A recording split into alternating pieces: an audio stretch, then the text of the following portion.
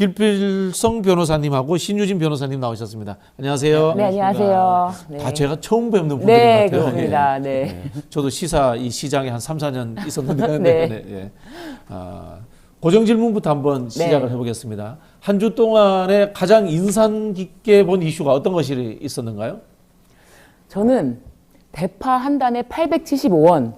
이 정도 가격이면 그냥 합리적인 거라고 생각이 된다. 그냥 합리적인 거라고 생각이 된다. 어느 시대를 살고 있는지 모르겠어요. 대파 한 단에 875원. 이 생각이 나더라고요. 한덕수 총리가 택시비가 1,000원이다. 기본 요금 택시비가 1,000원이다. 라고 했던 발언이 작년에 있었는데, 대파 요금이 875원이 합리적이라는 대통령의 그 총리가 아닌가라는 생각이 들어서, 대파가 다 품절이 났대요. 대파 품절나무로 불러드리고 싶습니다. 야, 참 결국은 이제 민생이다 이런 이야기를 하신 거네요. 네. 지금 이제 수많은 정치적 이슈들이 있습니다만은 과거에 이제 클린턴 대통령이 그런 이야기 했잖아요. 바보야, 문제는 경제야. 딱 그런 느낌이 나네요. 네.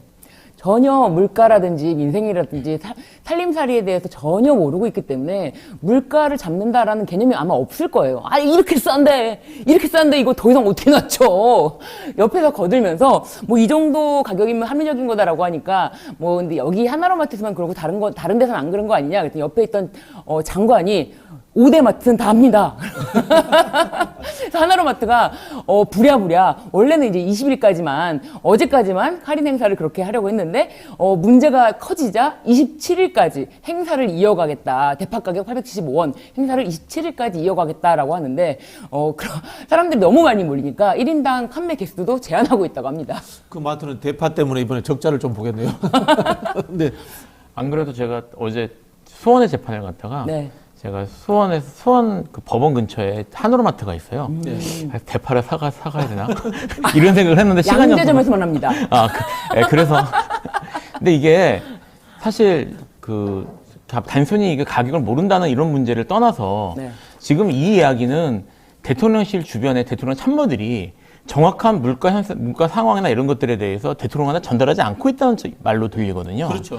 이 이야기는 대통령이 현재 문제인식 자체를 못하고 있다는 거라서 이게 인플레이션 문제는 문제인식을 하고 그리고 치밀하게 경제계획을 세워서 접근하려도 사실 쉽지 않은 문제인데 아예 문제인식을 이렇게 대통령을 속이고 있으면 과연 문제 해결이 가능할까? 이 민생 문제는 과연 해결하는 게 접근할 수는 있을까? 이런 생각이 좀 들었어요. 근데 그거를 보고를 안 했다는 걸로 핑계를 삼기에는 본인이 이렇게 말했어요.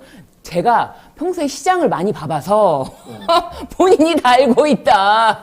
이분이 라면 끓이는 게 취미인데 라면에 넣고 대파 넣을 거 아닙니까? 네. 라면 대파 안 넣은 지 오래됐습니다. 핑계를 대지 못했는데. 저도 장을 보는데. 네. 네. 결국 우리 이제 역사적으로 네. 혼군, 훌륭하지 못한 임금은 간신과 같이 온다. 네. 이런 이야기가 있거든요. 결국 참모들이 제대로 보고를 안 하니까 대통령이 더 혼군에 가까워지는 거죠. 네. 그러면서 이제 자신이 그 경제 정책에 대해서 박정희 전 대통령의 그 경제 정책을 지금 벤치마킹하고 있다라고 하면서 창고에 가서 묵은 기록을 꺼내서 제가 먼지를 털고 꼼꼼하게 검토했다고 하는데 그러니까 물가도 1970년대에 머물러 있는 게 아닌가 전혀 모르고 있다. 네. 기가 찹니다. 네. 죽은 박정희 대통령이 벌떡 일어나겠습니다. 자, 이제 최근 정치권 이슈부터 한번 돌아보려고 하는데요. 황상무 수석입니다. 결국 이제 사의를 표명했습니다. 네. 윤 대통령이 이걸 이제 수용을 한 건데 이 과정에서의 이 한동훈 비대위원장과의 관계 이런 갈등설이 계속 나오고 있어요. 어떻게 보셨어요? 이게 일단은 이런 식으로 그만두면 안 되죠. 이거는 문책에 대한 문책이나 이런 거 전혀 없이 네. 사실 책임을 져야 될 누군가 책임을 져야 할 문제인데 문책이 없이 그냥 사표 수리해서 나가는 건 사실 누구도 책임지지 않고 나가는 거잖아요.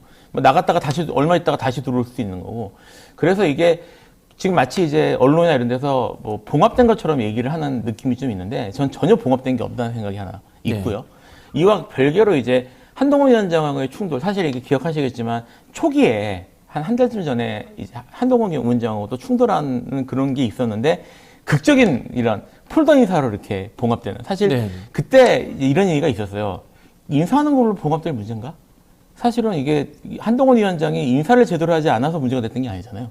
그래서 과연 이게 봉합된 것인가? 그래서 이런 식의 얘기가 있었는데 지금 다시 이제 그때 이후에 그 국민의힘 지지율이 좀 오르고 이제 분위기가 좋은 것처럼 이렇게 나오면서 어느 정도 갈등이 봉합이 됐는데 갑자기 지금 엄청나게 빠른 속도로 떨어지고 있고요. 지금 뉴스를 보면 뭐 물론 뭐 이제 여론조사마다 다르긴 하지만 두 자릿수 이상 이제 일주일 사이에 변하는 곳도 있다는 것처럼 나오고 있으니까 위기감이 생긴 거죠. 이렇게 되면 누군가 책임을 져야 되고 특히 한동훈 위원장 여기에 대해서 결과가 너무 안 좋으면 이후에 정책 행보에 문제가 생길 수밖에 없기 때문에 이제 책임이라는 것들이 충돌을 할 수밖에 없는 상황에서 지금 이제 대통령이 어떻게 보면 밀린 거라고 볼 수도 있어요. 이제 그렇게 느껴지죠. 예, 네. 그렇게 느껴지는데 이 윤석열 대통령이라는 캐릭터가 이게 자기의 아랫사람한테 밀리는 캐릭터가 아니거든요. 네. 밀리는 캐릭터가 아니기 때문에 이게 지금 불씨가 결국은 이제 계속 있는 거고 이게 이후에 계속 특히 이제 선거 기간 들어간 이후에도 계속 여론조사 결과가 안 나오면 어떤 식으로든 터지지 않을까 이런 생각이 좀 들어요.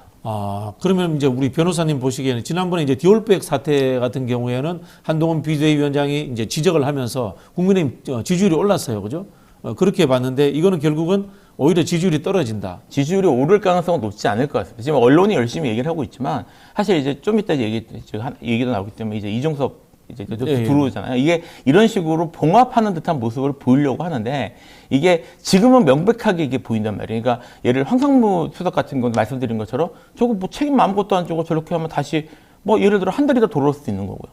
전혀 문제가 없잖아요. 마찬가지로 이분도 이렇게 들어오는데 슬그머니 쏙 들어왔다가 나 들어왔으니까 이제 문제 없어 하고 나가면 국민들이 사실은 답 알 수 있는 상황이란 말이에요. 책임 있는 모습을 보이지 않고 있거든요. 그래서 저는 크게 이렇게 지지율이나 아니면 이런 뭐 지금 흐름에 이런 이제 선거의 흐름에 큰 긍정적인 영향 못 줄 것 같아요. 두 분 보시기에는 이번 사건은 약속 대련이 아니고 실제로 갈등이고 이 갈등은 마음속 깊이 내재되어 있을 것이다. 뭐 이렇게 이제 보시는 거네요. 그렇죠. 그리고 사실은 이 황상무 수석이나 이 이종섭 호주대사의 문제점에 대해서 대통령이 먼저 뭐 자각을 하는 게 아니라 여당의 요구를 들어줬다라고 지금 보도가 됐어요.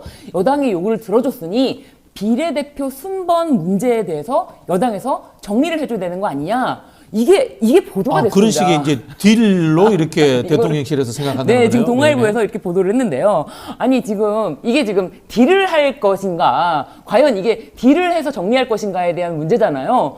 황상무 수석이라든지 이종석 호주대사가 과연 비례대표 국민의 미래죠. 비례대표 순번을 정하는 거와 교환하는 그 등가성이 있는 문제인가에 대해서 이거 심각한데 이렇게 인터뷰를 한 것이 지금 보도가 됐기 때문에 그게 만약 근데 사실이면 네. 당무 개입인데요, 대통령실에. 그래서 선거 개입입니다. 박근혜 대통령 탄핵 사유 중에 일부였습니다. 그러니까 이제 말씀하신 것처럼 두 가지 심각한 문제가 있는 거죠. 첫째는 지금 이제 이게 정말 대통령이 이런 문제들 때문에 잘못을 인정하고 여기에 대해서 책임 있는 모습을 그렇죠. 보이기 위해서 한 게 아니라 딜을 하기 위해서 하면 지금 말씀드렸던 것처럼 일을 하는 게 국민들에게 아무 의미가 없는 거예요. 또 하나 중요한 게 지금 당무 개입, 선거 개입이잖아요. 그렇죠. 그러니까 여기에 대해서 대놓고 선거 개입을 한다는 얘기인데 대통령실에서 비례대표 순번을 요구한다는 얘기잖아요. 이거는 심각한 문제이고 현재 지금 정권 아직 중간에 안 지났기 때문에 당장은 이게 무슨 뭐 수사가 된다거나 이러기는 어려울 수 있겠지만 나중에 이런 것들이 차곡차곡 쌓여서 결국은 심각한 문제가 될 수 있는 이런 발언들이에요. 사실. 그렇죠. 그리고 이제 그것에 대해서는 그 주기한 그 전 국민의힘 광주 시당위원장 이 사람에 대해서 당무 개입 이런 것보다도 당에 공헌한 바가 크기 때문에 공천을 줘야 된다라는 당에 공헌한 바를 왜 대통령실에서 이야기하죠? 그렇습니다. 이거를 지금 이렇게 대놓고 한다는 게 굉장히 이게 뭐지 하는 생각이 들고 또 한 가지는 이철규 의원도 아주 이제 강도 높게 한동훈 위원장과 지금 굉장히 대립각을 세우지 않았습니까? 그렇죠. 네. 전화 통화로 고성이 오갔다 서로 뭐 그만두겠다라는 이야기까지 오갔다고 하는데 문제는 이철규 의원이 왜 비례대표 순번에 관여하냐라고 하니까 내가 월권이면 내가 관여할 수 없는 것이 월권이라면 한동훈 비대위원장도 월권이다. 이야, 그 이야기네요. 이게 제가 추정컨대 바지 사장이 왜 진짜 사장인 것처럼 행세해 네. 이야기를 한 거네요. 이철규 네, 의원이. 그렇습니다. 한동훈 비대위원장도 월권이고 장동혁 사무총장은 더더군다나 월권이다. 네. 관여할 수가 없는 것이다 원래. 그렇기 때문에 내가 월권이 아니다라고 이제 이야기를 했는데 이게 매우 의미심장하지 않나라는 생각이 듭니다. 당 대표와 당의 사무총장이 권한을 행사하면 월권이다. 네. 이 당은 당 대표와 사무총장이 바지다. 그러니까 이런 사실 이제 물밑에서 자기들끼리 뭐 권력 다툼이나 이런 다툼이 있을 수는 있어요. 그거는 뭐 정당에서 있을 수 있다는 생각은 들 수 있는데 그렇죠. 네. 진짜 문제는 이게 지금 언론으로 노출돼서 국민이 다 보고 있다는 겁니다. 이 이야기는 국민의힘 내에서 최소한의 그런 주의나 아니면 그런 통제 같은 것도 전혀 이루어지지 않고 있다는 얘기예요. 국민 눈치를 전혀 안 보는 거죠. 그 당 자체도 지금 심각한 문제가 있다는 거고, 그게 이거 말씀하시는 분들이 이 이야기가 얼마나 심각한 얘기인지를 인식하지 못하고 있다는 뜻일 수도 있어요. 이게 사실 검찰의 특징이거든요. 이게 무슨 얘기냐면 사건 같은 걸 해보면 검사들이 이거 위법한 거 아니야? 라는 생각이 드는 발언이나 이런 것들을 법정에서 또는 절차에서 되게 쉽게 하는 경우들이 있어요. 위법인지 유무를 뭐 내가 결정하니까. 예. 그러니까 그렇죠. 사실은 그게 그렇게밖에 볼 수가 없어요. 나 이거 이렇게 했는데? 이러고, 이거 저기 절차 위반인데요? 라는, 이게 제가 이제 현재 검사를 한 적도 있거든요. 변호해 본 적도 있는데, 얘기를 들어보면 이분들이 일을 배우는 방식이 도제식으로 배운다고 합니다. 그러니까 절차를 펴놓고, 규정을 펴놓고 배우는 게 아니라, 네네. 선배한테 배우는 거예요. 네. 그러니까 이분들이 이런 절차, 사실은 이제 검사들하고 규정 펴놓고 논쟁을 해보면 검사들이 의외로 규정을 모르는 경우가 많아요. 도제식으로 배우기 때문에. 네. 근데 이분들이 그렇게 배워도 문제가 없는 이유가 자기들이 문제가 되면 문제 삼을 게 검찰이거든요. 그러니까 네. 이분들이 자기 통제받아 본 경험이 없으니까 이런 식으로 하는 것, 자기들이 이렇게 얘기하는 것이 이런 것들에 대한 자기 검열이나 또는 자기 통제 같은 게 잘 안 되더라고요. 해보니까. 어차피 전부 다 같은 편이니까. 예. 근데 사실 지금 현 정권의 특징들이 이제 검찰 정부 이런 식의 비판을 받는데 제가 이게 이제 마인드부터 검찰을 벗어나지 못하고 있구나라고 생각하는 이유 중에 하나가 그런 모습들을 너무 쉽게 보여요. 지금 말씀하셨던 것처럼 선거 개입. 사실 이 선거 개입에 대해서는 윤석열 대통령하고 한동훈 이제 위원장이 잘 알 수밖에 없는 게 왜냐하면 특검에 들어갔던 분들이잖아요. 그렇죠. 다뤘던 분들이니까 알 수밖에 없음에도 불구하고 자기들이 그런 것들에 관여하고 있다는 것에 대해서 전혀 인식을 못하고 있거든요. 그러니까 좀 심각하다고 좀 봅니다.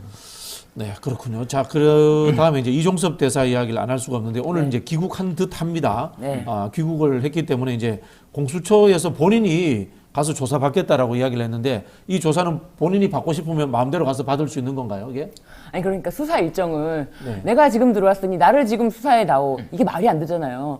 그리고 지금 이종섭 대사가 호주로 간 것이 문제가 아니라 피의자 신분이라는 것, 그리고 수사를 받아서 지금 밝혀야 될 일이 지금 많은데 네. 그 많은 과정에서 대통령실의 개입, 이런 부분에 대해서 샅샅이 앞으로 대대적인 수사가 이루어져야 되지 않습니까? 그런데 내가 오늘 귀국했으면 오늘 곧 수사를 해다오. 이런 것은 말이 안 되죠. 이것은 좀 전에 말씀하신 것처럼 송영길 대표가 파리에서 귀국해서 나를 좀 불러다오, 나를 좀 소환해다오, 조사 기일을 잡아다오 해도 전혀 어떻게 피의자가 조사 기일을 잡느냐라고 말했던 것이 한동훈 위원장입니다. 그랬는데 이제 와서 이종섭 대사는 마치 들어왔을 때 바로 수사를 받게 해주는 편의를 제공한다면 이거는 공수처에서 더 큰 비판을 받을 것이다.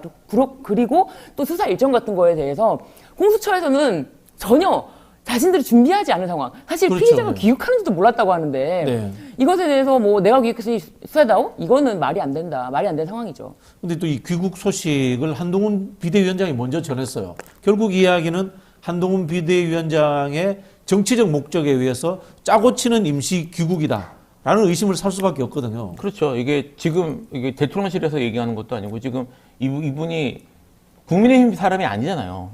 한동훈 위원장이 국민의힘의 지금 현재 대표니까 만약에 국민의힘 사람이라면 한동훈 위원장에서 얘기하는 게 이상하지 않을 수 있지만 이게 지금 한동훈 위원장 입에서 나온다는 것 자체가 이게 들어오는 게 정치적 목적을 위해서 들어오는 거다. 정치적인 그런 그렇죠. 분위기 대사는 때문에. 정무직 공무원이죠. 예, 이게 공무원이기 때문에 이런 것들을 보여주는 것이고요. 그리고 이게 지금 들어오기 직전에 갑자기 얘기하는 거는 사실 수사하지 말라는 얘기죠. 좀 전에 얘기하셨던 송영길 전 대표의 케이스 같은 경우도 사실 법조계 내에서는 송영길 대표가 본인의 법조인인데 저런 식으로 하는 게 본인한테 이익일까라는 사실 논란이 있었어요. 내가 출석할 테니까 수사 왜 빨리 안 해? 네, 이런 말씀. 근데 사실 근데 그게 당시에 송영길 대표의 입장에서도 어느 정도 이해는 되는 게 그분이 진작에 들어와서 수사 협조하겠다는 적극적인 모습을 보였잖아요. 사실은 계속 프랑스에 있을 수 있었는데 들어오셨단 말이에요. 근데 아무런 얘기도 없이 계속 언론 플레이만 하니까 사실은 그분 입장에서는 정치적 액션을 취한 거란 말이에요. 근데 결국은 그렇게 액션을 취한 게 저는 변론 입장에서는 큰 도움은 안 됐던 것 같아요. 왜냐하면 결국 구속되고 하는 것들이 그런 태도들이 법원의 입장에서는 안 좋게 보였을 가능성이 있거든요. 저는 변론이라는 입장에서는 별로 적절하지 않다고 생각했는데 이건 그 정도도 아니고요. 갑자기 들어와서 지금 나왔다가 회의 끝나면 오늘 저녁에 나갈지도 몰라요. 근데 들어오는 날 직전에 야 들어온다 조사할 거면 조사해라라고 하는 거면 공수처보고 뭐 이걸 뭐 미리 통보하는 것도 아니고 공수처가 준비가 돼야지 조사를 하는 건데 사실은 송영길 대표가 지금 조사를 받고 지금 이제 기소돼서 재판받는 상황에선 잘 이런 상황이나 이런 법조계 이런 걸 잘 모르는 사람이라고 하더라도 국민들이 기억하잖아요. 기억하고 지금 여기에 대해서 논란이 이제 또 공격이 있을 텐데 그럼 국민들이 이게 적절하지 않다, 이건 부당하다, 이건 불공평하다라는 건 사실 알 수 있는 상황이거든요. 이게 왜 이렇게 하는지 모르겠어요. 네. 이종섭 대사와 관련해서 이제 국민의힘 내부서도 네. 자진 사퇴하라 이런 이야기가 나오는데요. 사퇴할 경우에 뭐 공수처 수사라든가 조사를 받는 것에는 용이할 수 있습니다만 네. 한편으로 보면은 공직자 신분에서 벗어나 버리면은 뭐 국회라든가 이런 데서 부르면은 안 갈 수도 있거든요. 이게 해결점이 되나요, 이게? 그런데 그 국회에서는 증인 뭐 출석 의무가 있어서 안 나오게 되면은 그에 대한 형벌도 규정하고 있습니다. 근데 네네. 무엇보다 저는 이종섭 대사의 귀국을, 이종섭 대사는 외교 지금 대사인데 외교관에서 외교부에서 곧 발표가 있을 것이다. 내가 다 해결했다. 한동훈 위원장의 이 발언이 더 용산의 어떤 심기를 건드리는 게 아닐까. 내가 다 해결했다라고 하면서 본인이 또 다시 한번 스포트라이트를 받기 때문에 그래서 오히려 그 뒤에 대통령실에서 그거는 딜이다. 그거는 거래가 있었다. 우리가 들어오게 그렇게 요구를 들어주는 대신에 우리는 비례대표 명단 수정을 요청했다. 근데 아직 수정이 안 되고 있다. 이런 식으로 발표를 한 거예요. 그러니까 한동훈 위원장이 내가 해결했다. 되게 하려면 이종섭 대사의 그 당시에 대통령실과의 통화라든지 대통령의 개입이 있는지까지 보시는 게 어떤가. 그렇다면 정말 해결됐다라고 말할 수도 있겠죠. 그런데 귀국만으로 뭐가 해결되는지 모르겠지만 그 스포트라이트를 한번 받기 위해서 또 한 번의 어떤 대통령과의 정면 충돌을 저는 진짜 이번 일을 계기로 해서 정면 충돌 같은 모습이지만 비껴가면서 굉장히 미운 털이 바뀌지 않을까. 내가 다 해결했다. 그 발언은 굉장히 심기를 건드릴 수 있다. 아니 이게 느낌으로는 이제 쇼는 그럴듯한데 네. 이거 보면 법치국가의 원칙을 위반하는 거예요. 그렇죠. 정당 대표가 네.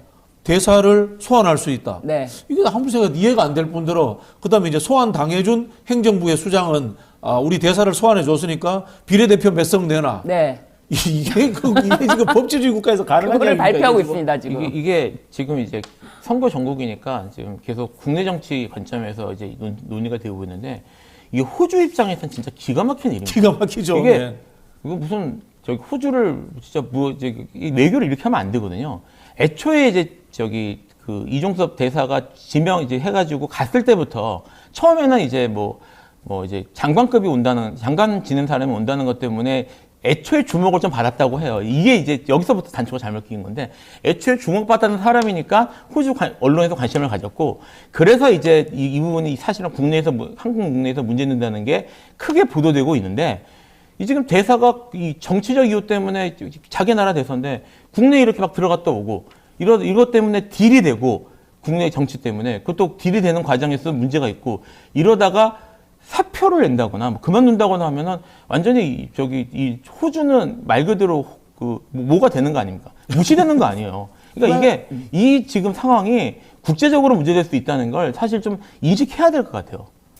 저는 사실은 자진 사퇴의 문제가 아니라 귀국의 문제가 아니라 휴대전화를 그 당시에 쓰던 거를 제출하지 않고 다른 거를 제출했고 그리고 이렇게 갑작스럽게 자신의 어떤 출국 일정에 맞춰서 공수처에게 그냥 통보하듯이 내가 뭐 필요하면 들어오겠다 이런 식의 어떤 그런 것은 피의자라면은 절대 있을 수 없는 일이고 그렇게 했다면 구속영장 청구 사유거든요. 증거인멸 송영길 도주우려. 대표도 네. 휴대폰을 과거 것을 안 냈다라고 해서 네. 이제 구속영장 사유에 적시됐어요. 네, 그게 바로 구속영장 사유거든요. 그래서 공수처에서 지금 조사를 하고자 하는 의지가 있다면 구속영장 청구를 해야 되지 않을까. 저는 그렇게 생각합니다. 그래서 자진 사퇴해서 어디를 숨을까 걱정하는 국민들이 있다면은 신변을 확보해야죠. 구속을 해서 신변을 확보해야 다른 더 잡음이 나오는 것을 방지할 수 있다. 그렇게 보여지고요. 사실 뭐 걱정하는 외교 문제 이런 건 애초에 피의자를 거기를 보낸 것 자체가 문제였기 그렇죠. 때문에 그것에 대한 후속 조치는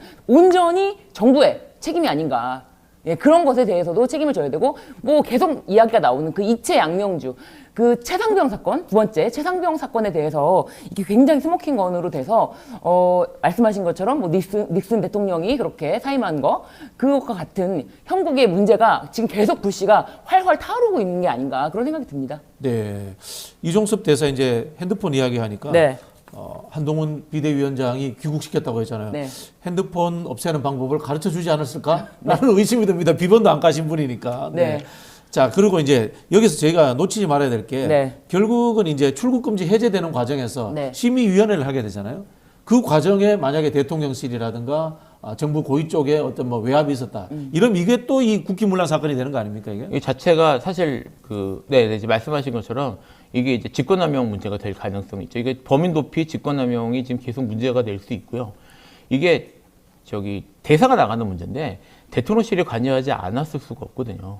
여기에 대해서. 그래서 사실 이게 나중에 뭐 어떻게 될지는 실제 진실이 뭔지는 아직 밝혀지지 못했지만 결국은 수사가 될 수밖에 없는 문제로 봅니다. 이 정권이 끝날 때쯤에 돼서는. 그래서 이거는 사실 불씨로 계속 남아있을 것 같아요. 네. 지금 이제 공수처 처장 자리가 3달째 공석인데요.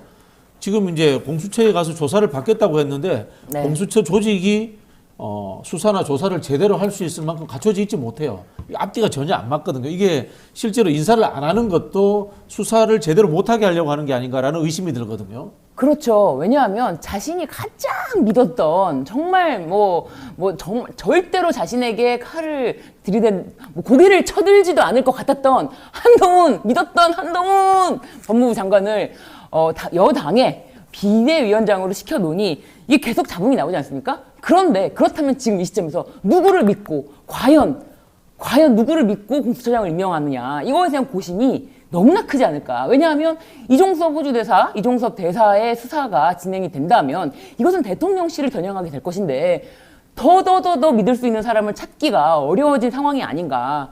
그래서 공수처장을 쉽게 임명하지는 못할 것이다. 그런 생각이 들어요. 네.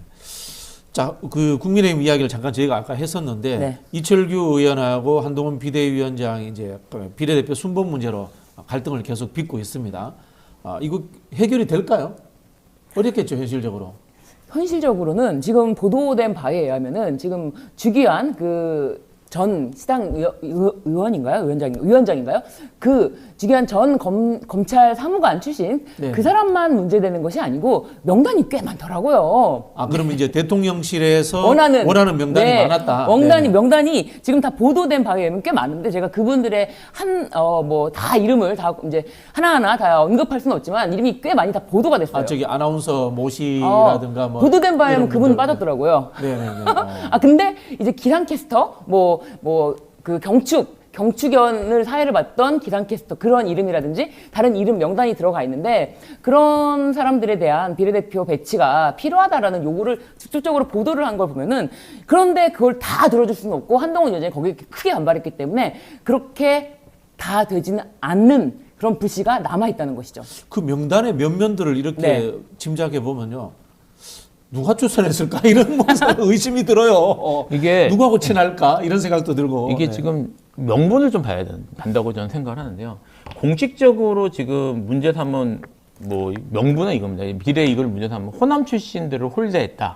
이런 것들이 사실 명분이거든요. 근데 이거 하고 나서 지금 이제 국민의 미래죠. 이름이 제가 아직 낯설어서. 국민의 미래. 예, 국민의 미래에서 호남 출신들을 일부 조정을 했어요. 그러니까 이게 지금 명분에 대해서 답변하는 모습을 보였거든요. 그러니까 여기에 대해서 그래도 부족하다, 마음에 들지 않는다는 얘기를 하려면 이쪽에서 그럴듯한 명분이 나와야 되는데 사실 나올 게 별로 없을 것 같아요, 저는. 그러니까 그럼에도 불구하고 이걸 계속 시비를 건다면 이건 진짜 내용이죠. 근데 동아일보에서 보도된 바를 아까 제가 이름을 면면히 말씀드리지 않았지만 민영삼 사회통합전략위원장이라고 해요. 그리고 네네. 보수 유튜버 김영민 씨 그리고 백현주 국악방송 사장 그리고 말씀드린 것처럼 윤 대통령 취임식 경축연회 사회를 맡은 이익선 전 KBS 기상캐스터 등 추천했다고 합니다. 이 명단이 누구하고 빠졌다. 친할지 제가 다 짐작이 갑니다. 네네네. 그분 이야기 또 해볼 것 같은데요. 이 명단이 빠졌다. 네, 김건희 여사 이제 주가 조작 의혹을 작년에 이제 김의겸 의원이 제기를 했었는데요. 대통령실에서 김우겸 의원을 명예훼손으로 고발했어요. 이게 참 이례적인 일이거든요. 당사자인데 여기에 대해서 이제 참여연대가 대통령실이 왜 김우겸 의원을 고발했는지 정보 공개를 요청을 했습니다. 근데 이제 대통령실에서 전혀 반응이 제대로 없어요. 네. 네. 이게 이제 대통령에 대한 일이 아닌데 왜 대통령 비서실에서 이거를 나서서 고발을 하느냐. 그렇죠. 도대체 네. 무슨 근거에 의해서 그러냐라고 했는데 대한민국 영부인은 법적 근거가 없어요. 네, 그러니까요. 그거를 전혀 생각해보지 않았던 것 같아요. 그런 부분을 지적할 거라 생각도 못했던 것 같아요. 그때 당시에 대통령 비서실 운영에 관한 규정 10조 별표다라고 했어요. 그래, 그럼 그게 뭔지를 보여다오. 그 규정을 한번 봅시다. 보여줄 수 없습니다. 왜죠? 비밀입니다. 라고 하는 거예요. 이게 비밀이라는 게 정말 터무니가 없는데 이것을 비밀이라고 해서 이제 정보공개 청구 소송을 합니다. 그 규정을 보여달라, 규정을. 그랬더니 이것을 보여주는 것은 안 된다라면서 계속 우기다가 재판부에서도 이런 거는 단순히 대통령 비서실의 업무 분장표 내규죠, 내규. 업무 분장을 구체화한 건데 이게 왜 정보 공개가 안 되냐. 공정한 업무 수행을 위해서라도 이거는 공개를 해야 된다라고 판결을 했습니다. 공개를 하시오. 그럼 공개해야 되잖아요. 그렇죠. 그렇지만 대통령 비서실에서는 이것을 공개하는 거는 공정한 업무를 저해할 우려가 있다. 항소를 한다고 합니다. 기가 차네요. 이번 기회에 한번 주의를 환기시킬 필요가 있을 것 같은데요.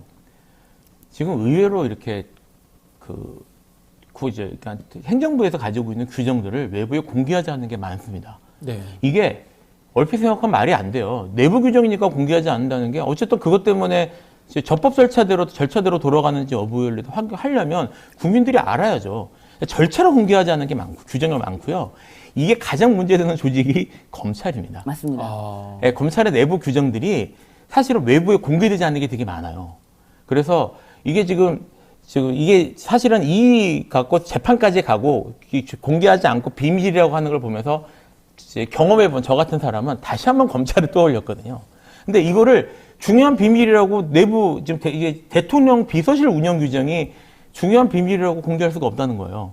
그러니까 이게 사실은 이런 규정들을 공개하지 않고 이제 자기들 내부 규정이라고 공개하지 않고 비밀이라고 숨겨놓는 상황부터 사실은 이게 문제를 해결을 해야 되는 건데 이게 지금 지난 정권의 검찰 개혁 이런 걸 하면서 지적은 있었습니다만 제대로 되지 않은 상태에서 사실 여기까지 오면서 이런 것들이 검찰 출신께서 가시니까 대통령실에서 벌어진 거예요.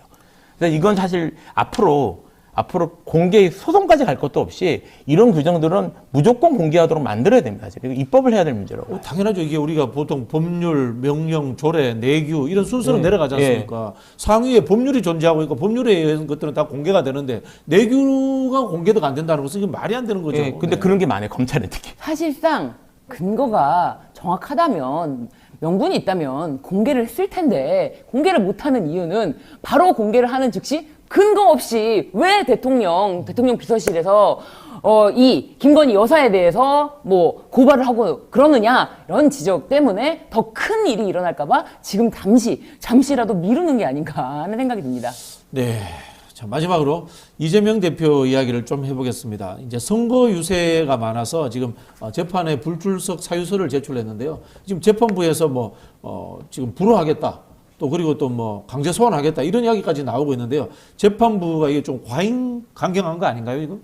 이건 제가 얘기하기가 조금 아시겠지만 제가 변호인이라 제가 변호인이라 제가 이제 얘기하기가 조금 이제 사실만 말씀을 드리면 이제 재판부 입장은 이래요. 그러니까 선거 때문에 못 나온다는 건 인정할 수 없다라는 게 이제 기본적인 기조인데. 사실 문제는 이제 유동규 씨가 아직 그게 증인심이 덜 끝났거든요. 덜 끝나서 유동규 씨가 해야 되는데 유동규 씨가 원래는 출마한다고 그랬잖아요.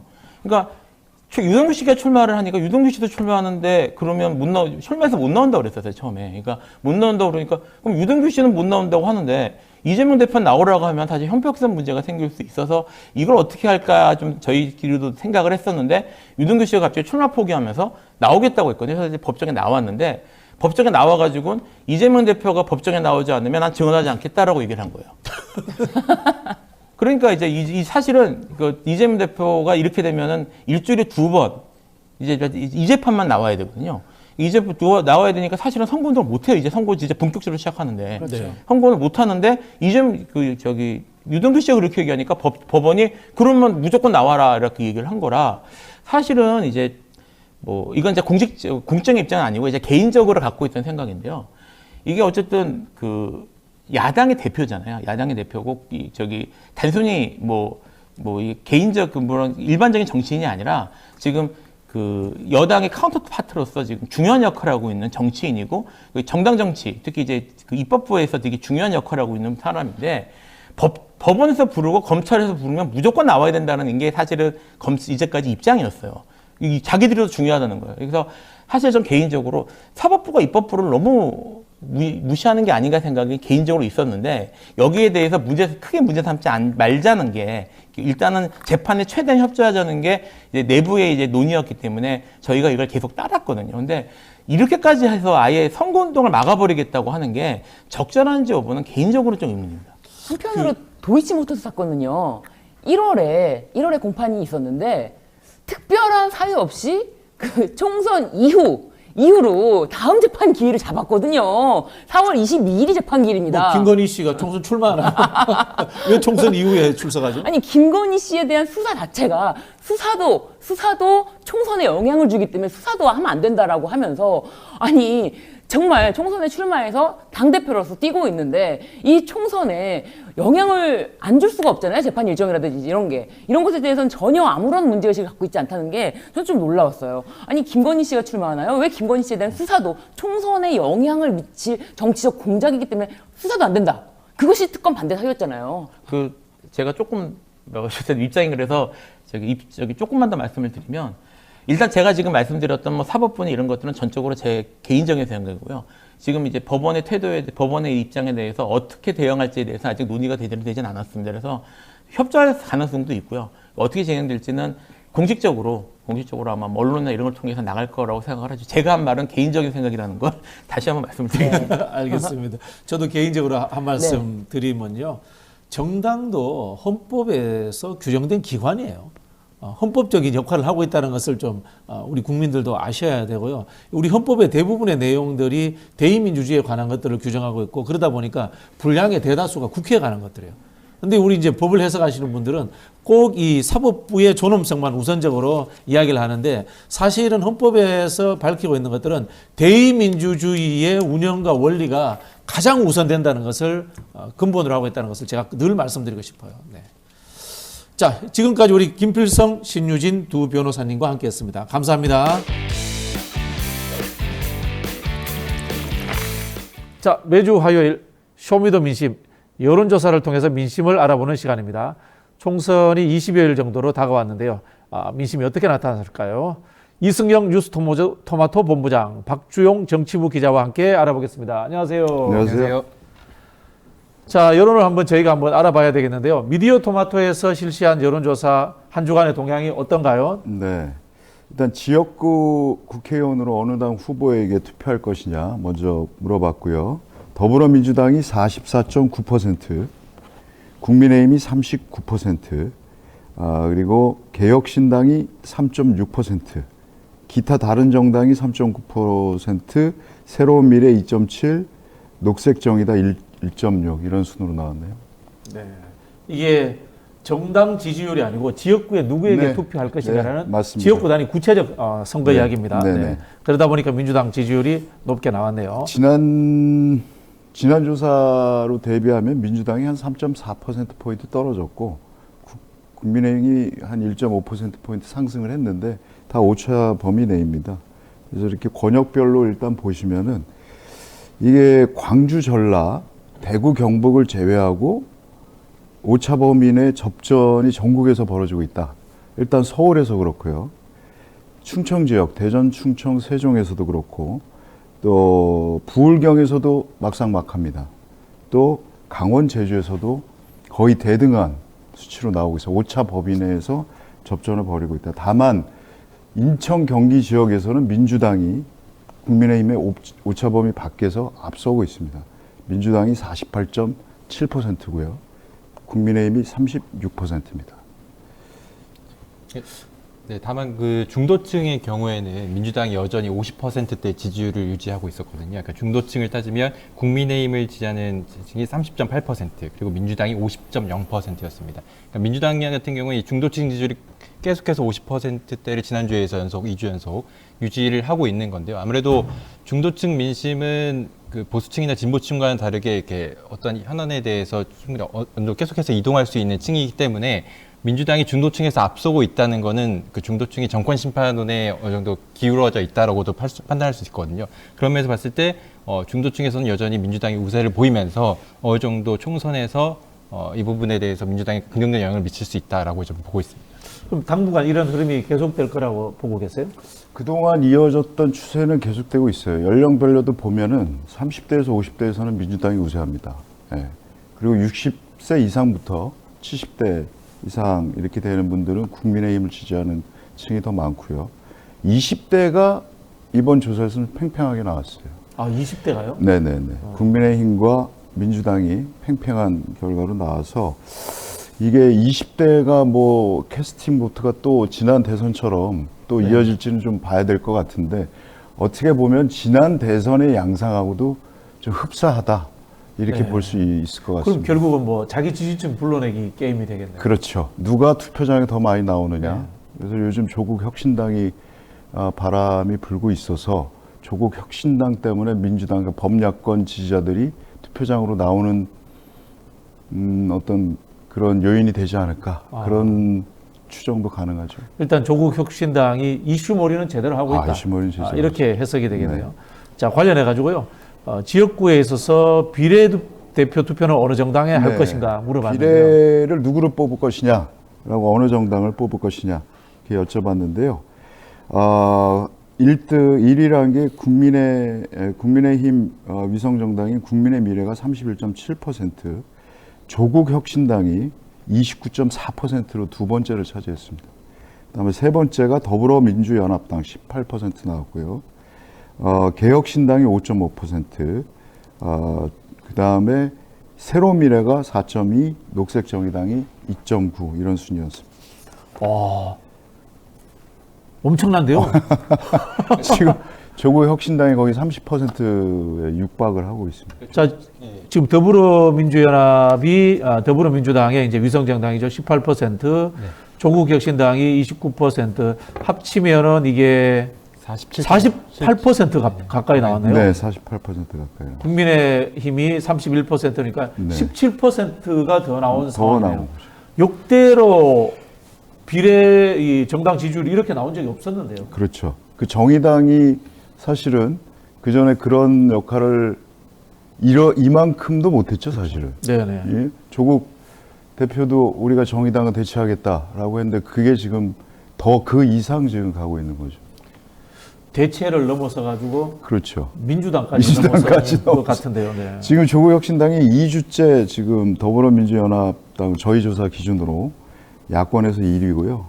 국민의힘에도 바짝 다가섰습니다. 그래서 연령별로 보면은 30대에서 50대에서 30에서 40대, 50대 1위. 그리고 20대, 60대, 70세 이상에서도 2위 이렇게 차지를 했어요. 그리고 서울에서도 2위고 인천, 경기에서 1위, 광주, 전라에서 1위 했습니다. 자, 이게 아주 전국적이에요. 이 조국 혁신당이 정당 득표율에서 이렇게 앞서가는 이유가 뭐라고 생각하세요? 일단은 선명성, 아까 말씀하신 대로 선명성이고요. 심플하잖아요. 윤 정권 조기 종식. 3년 너무 길다. 오래 끌 수 없다. 못 살겠다 갈아보자 이거거든요. 그게 먹히는 거고. 두 번째는 신선함. 그러니까 작년 말까지는 이준석의 시간이 좀 있었죠. 올해 1, 2월에는 한동훈의 시간이 있었습니다. 이제는 조국의 시간이다 라는 게 될 것 같고요. 그 다음에 무리 없는 공천 작업이지 않았나. 자신들이 내건 모토에 적합한 인물들이 대부분 공천이 됐다라고 볼 수 있고, 민주당 비례공천도 좀 잡음이 있었잖아요. 2명이나 사퇴하고. 근데 그거에 비해서 조국당은 그렇게 잡음이 없었다. 뭐 이런 평가들. 결과적으로 민주당 내 공천 파동 이후, 그러니까 일각에서 공천 논란이 있다고 바라본 측면이 있었는데 그 측면에서 이제 민주당 일부 지지층이 새로운 미래로 가지 않고 이낙연 대표의 새로운 미래로 가지 않고 조국 혁신당 대표의 조국 혁신당으로 지지층이 이동한 좀 분위기도 좀 있거든요. 흐름도 있거든요. 이게 좋은 옵션이 생긴 거죠. 그렇죠. 예, 예. 한 가지 선택지가 더 생긴 셈이기 때문에 그 부분이 좀 조국 혁신당에 많은 도움이 되는 것 같습니다. 그럼 이제 두 분 해석을 들어보면은 민주당의 표가 조국 신당으로만 간 것이 아니라 새로운 미래라든가 이준석 대표의 그 개혁신당으로 가야 될 표가 조국 혁신당으로 많이 갔다. 이렇게 해석을 하시는 건가요? 중도 민심도 많이 이동했다. 저는 그렇게 봅니다. 자, 그러면 우리 특히 이제 우리 박주용 기자님 같은 경우에 보시기에 네. 더불어민주연합이 고전하고 있는데요. 단지 이 더불어민주연합이 고전하는 것이 공천 과정에서의 문제점 탓인가요? 아니면 또 뭐 인물이라든가 어떤 근본적인 문제점은 없나요? 아무래도 더불어민주연합 같은 경우에는 최근 들어서 이제 비례대표 공천 관련해서 잡음이 좀 나왔었거든요. 그러니까 임태훈 연구센터 실장이라든지 뭐 진보당 비례 순번이라든지 그런 부분에서 좀 논란이 나왔기 때문에 민주당 지층에서 이걸 봤을 때 조국 신당과 비교해 보면 조국 혁신당이 훨씬 공천에 있어서 잡음이 좀 덜했고 이런 측면이 조국 혁신당을 지지하는 하나의 요소가 됐고요. 그리고 민주당 내 지역구 공천에서 많은 친문계 이른바 친문재인계 인사들이 조금 타락하지 않았습니까? 그 부분에 대해서 일부 친문계 인사들이 조국 혁신당 인사들의 면면을 봤을 때 여기가 오히려 더 친문재인 정부의 청와대 인사들이나 문재인 정부의 장관급 인사들이 좀 더 많고 그런 것 같다라는 느낌을 주면서 친문의 지지층들이 그대로 조국 혁신당에 지지하게 되는 이러한 좀 국면이 된 것 같습니다. 네. 더불어민주연합 이야기하면서 한 두 가지 제가 질문을 드리고 싶어요. 경선이 없었습니다. 그죠? 심사로만 이루어졌어요. 두 번째는 사실은 이 사전 배분을 했어요. 진보 쪽에 몇 석, 또 시민단체 몇 석, 뭐 용해인당 몇 석 이렇게 줬는데 그렇게 배분을 한 뒤에도 민주당이 거기에 대해서 개입을 했습니다. 이런 부분들은 어떻게 생각하세요? 일종의 나눠 먹기식으로 했다는 말씀이시잖아요. 그렇죠? 뭐 그런 부분이 있는 비례 거죠. 부분을. 근데 그에 반해서 조국 혁신당은 투표를 했죠. 그러니까 조국 대표 같은 경우에는 저를 후순위로 하지 말고 압도적으로 지지해달라고 이제 지지자들한테 얘기를 했거든요. 그러니까 일각에서는 저를 뭐 후순위에 배치한다 뭐 이런 얘기도 있었지만 저는 압도적으로 지지해서 앞에 배치받고 싶다라는 조국 대표가 직접적으로 얘기를 했기 때문에 어떻게 보면 더 조국 혁신당이 민주적으로 비례 공천을 했다 또 이렇게 또 평가할 수 있을 것 같습니다. 우리 저 진행자님께서는 어떻게 생각하세요? 글쎄요, 뭐 진행자가 발표하는 거죠. 그리고 저는 민주당 당원입니다.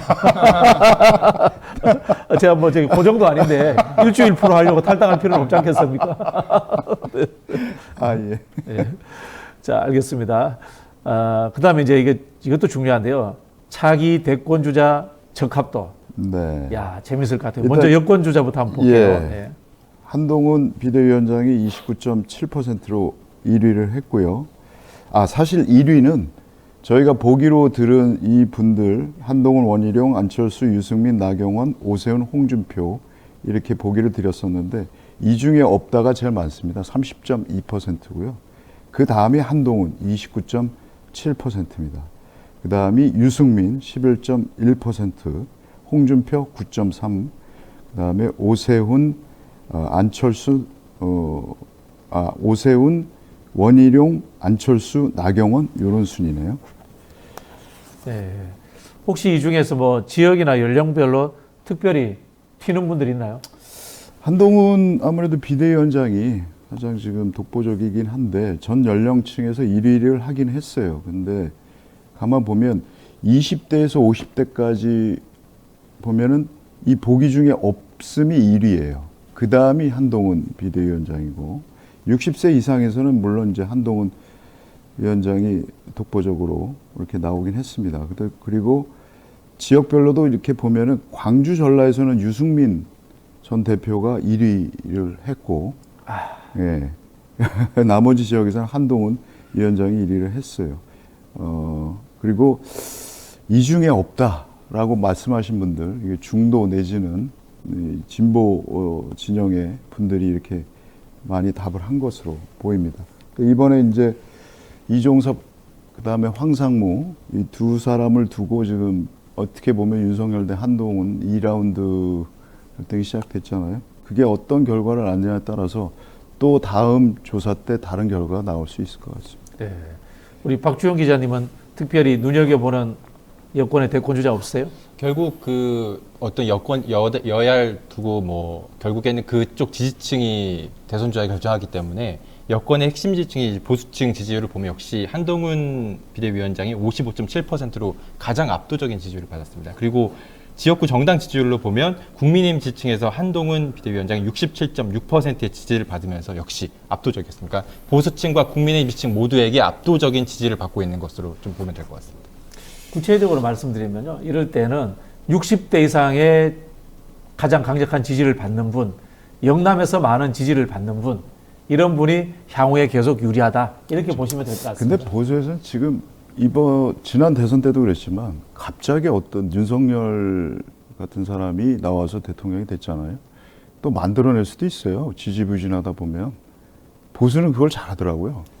그렇죠. 그게 언론에서 잘 만들어주니까. 그게 사실은 이 박근혜 대통령 탄핵 이후에 보수의 안정적인 지지층이 붕괴된 거예요. 그래서 유동성이 크니까 언론에 의해서 움직이는 이제 정당이 된 건데 사실은 한국에서 이제 민주당 계열 정당들을 언론에 부유하는 정당이다. 과거에 그런 비판한 적도 있습니다. 근데 오히려 이제 민주당 계열 정당들은 지지층이 탄탄해졌고 이제 보수가 그렇게 된 상황이 돼버렸죠. 네. 근데 당장에 지금 이 사안을 특히 이종섭 사안이나 이런 걸 놓고 지금 뭐 저강도 대리전을 지금 한동훈 위원장하고 윤석열 대통령실이 하고 있는데 뭐 대리인 내세워가지고 뭐 말을 하게 한다든지 어쨌든 총선이 급하니까 이제 그렇게 된 상황인데 아까 우리 부승찬 후보께서도 말씀을 하셨지만 문제는 결국 대통령 아닙니까? 뭐 대통령이 국민의 생명이 희생이 되거나 이태원 참사 때도 그랬고 이 최상병 사건도 마찬가지입니다만 이 책임을 묻고 진상을 파악하고 하는 게 대통령 책무잖아요. 근데 다 안 합니다. 안 하거나 아니면 그걸로 궁지에 몰리니까 이런 도피하게 만드는 이런 일까지 벌어지는 건데 이런 분이 원래 진상 파악하고 책임 묻는 게 검사가 해왔던 그건데 검사를 하셨다는 분이 이러니까 과연 검사를 하실 때는 또 어땠을까라는 생각까지 들게 만들죠. 자, 다음은 야권 대권 주자 적합도 한번 볼까요? 네. 이재명 대표가 37%로 1위를 했습니다. 그리고 이 두 번째 대답이 이 중에 없다. 22%도 있고요. 그 다음이 김동연 지사 9.4%, 그 다음에 조국이 8.3%, 김부겸 5.5%, 이탄희 4.7%, 그 다음에 김두관, 이광재 이런 순이었습니다. 네. 이것도 보면은 연령층에서 한동훈 위원장하고 이재명 대표 반대의 결과입니다. 네. 20대에서 50대는 모두 이재명이 1위. 네네. 60세 이상에서는 이 중에 없다가 또 1위예요. 네. 예.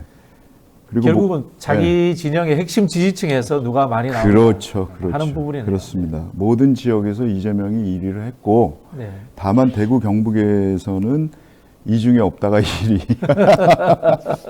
그렇습니다. 네, 알겠습니다. 자, 윤석열 대통령 대척점에 있는 인물들 보니까요.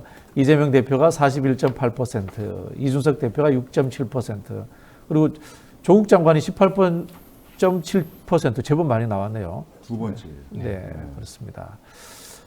자, 윤석열 정권 조기 정식을 기치로 내건 조국 대표가 그래도 이재명 대표보다는 표가 뭐 상당히 적습니다. 그러니까 지금 박 소장님 말씀대로 이게 핵심 지지층에서 누가 과연 윤석열의 반대편에서 싸울 인물을 적합하냐? 이재명 대표죠.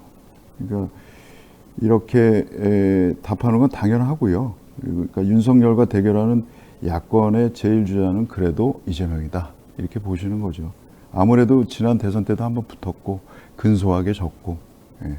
그리고 지금 검찰 수사도 계속되고 재판도 계속 받고 있고 더 탄압을 받는 이재명 대표가 당연히 1위를 하겠죠. 네. 자, 계속해서 대통령 국정 운영 지지도 한번 볼게요. 네. 평가가 어떻게 나왔나요? 네. 긍정이 38.9%고요. 부정이 57.6%로 지난주하고 거의 변화가 없었습니다. 근데 이게 그 포집된 걸 보면은 중도가 많이 응답을 했네요. 네. 중도가 438명이 중도라고 응답을 해주셨고 보수가 332명, 진보가 253명입니다. 그러니까 이게 계속 이런 추세거든요. 네. 보수 표집이 진보보다 높습니다. 계속. 예, 중도가 항상 많고 그다음 보수, 그다음에 진보 이런 식으로 표집이 되고 있습니다. 그럼 이게 실제 투표를 하면은 진보가 더 나올 수도 있다. 그렇게 예측할 수도 있는 건가요? 그렇겠죠. 그럴 수 있죠. 알겠습니다. 자, 윤석열 대통령 지지율은 계속해서 뭐 큰 차이는 없이 비슷한 흐름으로 가고 있는데 총선 전까지 계속 이렇게 가겠죠? 그럴 것 같습니다. 그럴 것 같고 이런 이종섭 대사 같은 이런 사건이 계속되면 아무래도 부정적인 영향이 더 커질 텐데 과연 이 사건을 어떻게 마무리하느냐 그리고 국민의힘이 한동훈 위원장을 위시로 해서 이 사건을 어떻게 할 것인지 지금 원래 그동안 좋았었거든요. 한 2주 전까지만 해도 국민의힘이. 근데 이 사건이 터지고 나서 갑자기 지지율이 확 떨어졌어요.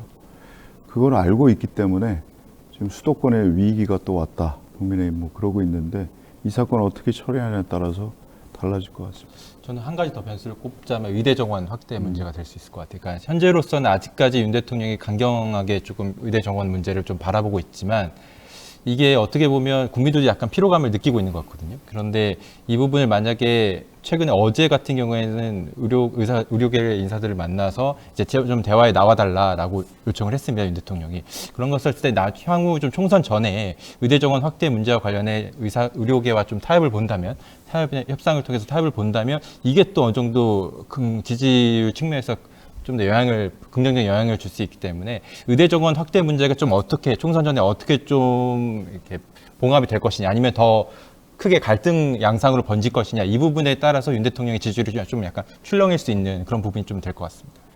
박주호 기자님 말씀 들으니까 우리가 이제 정치 현안에 매달리고 있습니다만은 사실은 사회적 이슈도 깊은 관심을 가지고 국민들의 여론을 살펴봐야 될 것 같아요. 네, 두 분 말씀 고맙습니다. 자, 여기까지 마치겠습니다. 네, 감사합니다. 쇼미더 영심. 쇼미더 영심. 자, 쇼미더 영심으로 넘어가 보겠습니다. 잠시 광고 타임이네요. 자, 이 여복한 시기를 헤쳐나갈 힘을 주시는 두 번째 주님을 소개하시겠습니다. 믿을 수 없다. 더 착한 보험 광고입니다. 건강보험, 차량보험을 더 저렴하게 만나보실 수 있는 전문 보험 클리닉 업체입니다. 가족이나 친척, 지인들에게 묻지마 보험 가입 이런 거 하시면 안 됩니다. 보험료는 적당한 건지 필요한 보장은 제대로 들어있는 건지 궁금할 땐 꼭 점검을 받아보시기 바랍니다. 더 착한 보험 클리닉에서 전문 설계사가 부담되는 보험료는 합리적으로 줄여주고 보장은 최대한 유지할 수 있도록 친절하게 상담해드립니다. 예약만 하시면 전국 어디서든 무료로 상담이 가능합니다. 주저하지 마시고 예약하시기 바랍니다. 상담 예약은 대표전화 1644-1236 010-7612-3303입니다. 24시간 언제든지 문자나 카톡 남겨주시면 확인하고 연락드립니다. 애청자 여러분들의 많은 관심 부탁드리겠습니다. 자, 이어서 저희 뉴스 인사이다만의 특별한 앙케이트 결과를 알아보는 시간입니다. 오늘은 또 어떤 주제로 뉴 인사만의 여론을 알아봤을지 살펴보겠습니다. 오늘 아주 흥미로운 주제인데요. 최근 한국 정치 관련 외신 보도 중 가장 망신스러운 보도는 무엇이라고 생각하세요? 라고 여쭤봤습니다. 1만 명이 넘는 분들이 참여를 해주셨어요. 그 중에서 1등을 차지한 응답은 69%인데 한국 대사 이종섭은 비리 수사 연루자, 호주 ABC 방송이 이렇게 보도를 한 게 1위를 했습니다. 이야, 참 기가 차네요. 네, 두 번째가 영부인의 디올백이 국가 리더십 흔들다. 영국 BBC 등에서 보도를 한 게 16%고요. 한국의 트럼프가 민주주의 훼손하고 있다. 독일 베를리너 모르겐 포스트에서 보도한 것이 13%. 그리고 이재명 배현진 피습의 한국 정치 갈수록 양극화. 워싱턴 포스트하고 뉴욕 타임스 1%, 기타 1% 이렇게 나왔네요. 그 재밌는 댓글들 몇 개 읽어드릴게요. 진희배님 같은데요. 호주 정부를 무시하는 행동을 했다. 자, 호주 의분의 1패입니다. 아니 저희 부모님이 지금 호주에 사시거든요. 30년 전에 이민을 가셔서 그 호주 ABC 방송 상당히 신뢰를 받는 방송이에요. 이런 방송에서 이렇게 보도를 했으면 그 교민사회에서 얼마나 망신입니까? 자, 나라 망신, 국격 추락, 네. 창피하면 국민의 몫이다. 특히 지금 우리 재외 동포들 네. 정말 부끄럽다 이런 생각 드실 것 같아요. 네. 국격이 한순간에 추락을 했기 때문에 자, 너무 많고 질이 나빠서 하나를 고를 수 없다는 게 가장 무섭습니다. 힘듭니다, 저희도. 네. 마지막 댓글은 유저 LC 4KC님께서 K5님께서 제가 어디에 글 남는 거 정말 싫어하는 사람입니다. 정치 관심 1도 없었는데 요즘 불쑥불쑥 화가 치밀어 미치겠습니다. 나라가 어찌 이렇게까지 망가졌을까요? 위에 제시된 것들만 나라 망신일까요? 모든 것이 다 나라 망신입니다. 영부인으로 시작해 도주 대사까지 일일이 나열하기도 힘들 지경입니다. 무엇을 하나 선택할 수 없을 만큼 나라 위상이 나락으로 떨어지고 있습니다. 부끄럽고 화나고 한숨만 나옵니다. 이렇게 말씀을 주셨어요. 진짜 민심이네요, 이게. 네, 그리고 그 몰빵님께서 그 어느 것 하나 걸을 수 없는 개망신이나 가장 최근 거 선택할 수밖에 없는 답답함이라는 이제 댓글 남겨주셨습니다. 네. 댓글 네. 보니까 참 네. 국민들의 심정이 다 담겨 있네요. 네. 네, 뉴스 인사이다 저희가 오늘 준비한 내용은 여기까지 마치도록 하겠습니다. 최근 황상무 대통령실 시민사회 수석이 기자들과의 식사 자리에서 MBC 잘 들어라 이러면서 과거 핵칼 테러 사건을 언급했습니다. 근데 그 말의 취지가 사실은 상당히 의도가 있는 거 아니냐라고 하는 생각을 할 수밖에 없는 좀 구조가 됐습니다. 그래서 오늘은 이 핵칼 테러 사건이 정확히 뭔지 한번 알아보고 그 말의 의도가 무엇인지도 좀 살펴보는 시간 갖도록 하겠습니다. 핵칼 테러 사건은 1988년도에 있었던 그런 사건이죠. 지금이 2024년도이니까 벌써 36년 전에 있었던 사건인데 이 사건을 왜 갑자기 기자들이 언급하면서 특히 너네 잘 들어라, MBC 잘 들어라 이렇게 말을 하면서 했는지 궁금합니다. 우선 일단은 간단하게 이제 오홍근 기자가 당했던 회칼 테러 사건이라는 것에 팩트가 있고요. 황상무라는 사람이 그 얘기를 했다는 것이 있고 정보사라는 게 세 가지가 존재합니다. 일단은 오홍근 기자라고 하는 당시에 중앙계열의 월간지죠. 중앙경제신문의 아니죠. 월간지 중앙경제신문의 사회부장인 오홍근 기자가 당시가 이제 정세를 잘 보면 88년 4월 4.16 총선이 끝나고 여소야대였습니다. 그 상황에서 이제 전두환 정권의 여러 그 관련된 인물들과 노태우 정권의 인물 관련들이 이제 갈리는 과정에서 이제 일종의 전 정권 후 정권의 충돌 부분도 존재를 했고 사실은 이제 여소야대 관련된 부분에서 확대되는 언론 환경 속에서 오홍근 기자가 나름 상당히 이 언론인으로서의 여러 가지 사회 비판적인 얘기를 많이 하셨습니다. 특히 네. 이제 군사 정권에 대한 그러니까 명목상으로는 탈군사 정권인 노태우 정권이 들어섰지만은 사회 전체의 어떤 뭐 관료진의 이런 분위기는 특히 이제 대법원장 부분에 있어서의 그런 부분에 대한 얘기를 하시면서 오홍근이 본 세상이라고 하는 월간 중앙에 연재하던 그 내용 자체가 명목상으로는 군 정보사령부에 있는 말하자면 관련된 군인들의 심기를 어지럽혔다. 그래서 그들이 발끈, 뭐 우국 충정 뭐라고 하든 해갖고 테러를 하게 된 거다라는 방식이었고 네. 내용 자체는 그렇습니다. 8월 6일 날 청년 3명이 이 오홍근 기자를 추결한다 오홍근 기자를 집 앞에서 린치를 가하고 회칼로 왼쪽 허벅지를 위에서부터 아래로 쭉 그은 겁니다. 아이고, 이 34cm부터 3에 4cm 깊이인데 별거 아닙니다. 근데 사실은 왜냐하면 실제로 죽이려고 했으면 이 안쪽으로 돌렸거나 이쪽 안쪽으로 돌렸으면 금방 죽었어요. 왜냐하면 대동맥이 나가갔으니까 이제 대동맥이 아닌 쪽으로만 돌렸고 상체는 전혀 공격이 없었습니다. 그러니까 이 자체가 그리고 이제 공격한 사람들의 여러 재판 기록도 봐도 손만 봐줘라, 겁만 줘라 이런 방식의 얘기를 했고요.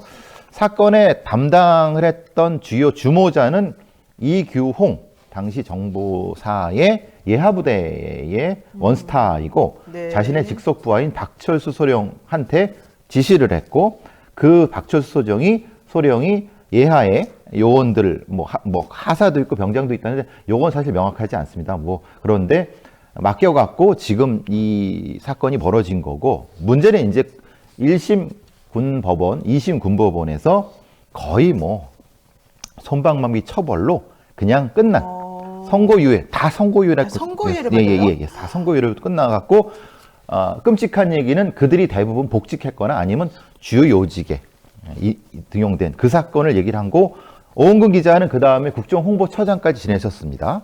그래서 돌아가신 건 몇 년 안 되는데 이분이 소위 말하는 언론인 테러의 대명사처럼 여겨지게 됐죠. 그러니까는 이 정보사 언론 테러 사건이라고 보통 불리는 네. 회칼 테러 사건은 1988년 8월 6일에 대한민국 육군 정보사령부 소속군인 4명이 중앙경제신문 사회부장이었던 오홍근 기자를 자택 앞에서 흉기로 찔렀던 그런 사건입니다. 오홍근 테러 사건 혹은 정보사 회칼 테러 사건 이렇게 불리는 건데요. 당시에 오홍근 기자는 1988년도 3월에 복간했던 월간중앙이라고 하는 여기에다가 고정 칼럼을 썼었어요. 당시 제목이 오홍근이 본 사회라고 하는 그런 칼럼의 코너였죠. 여기서 4월 말부터 이 사람에 대해서 이 사람이 쓴 글이 옳지 않다, 마음에 안 든다라는 이유로 회사와 집에 여러 차례 협박 전화가 왔던 겁니다.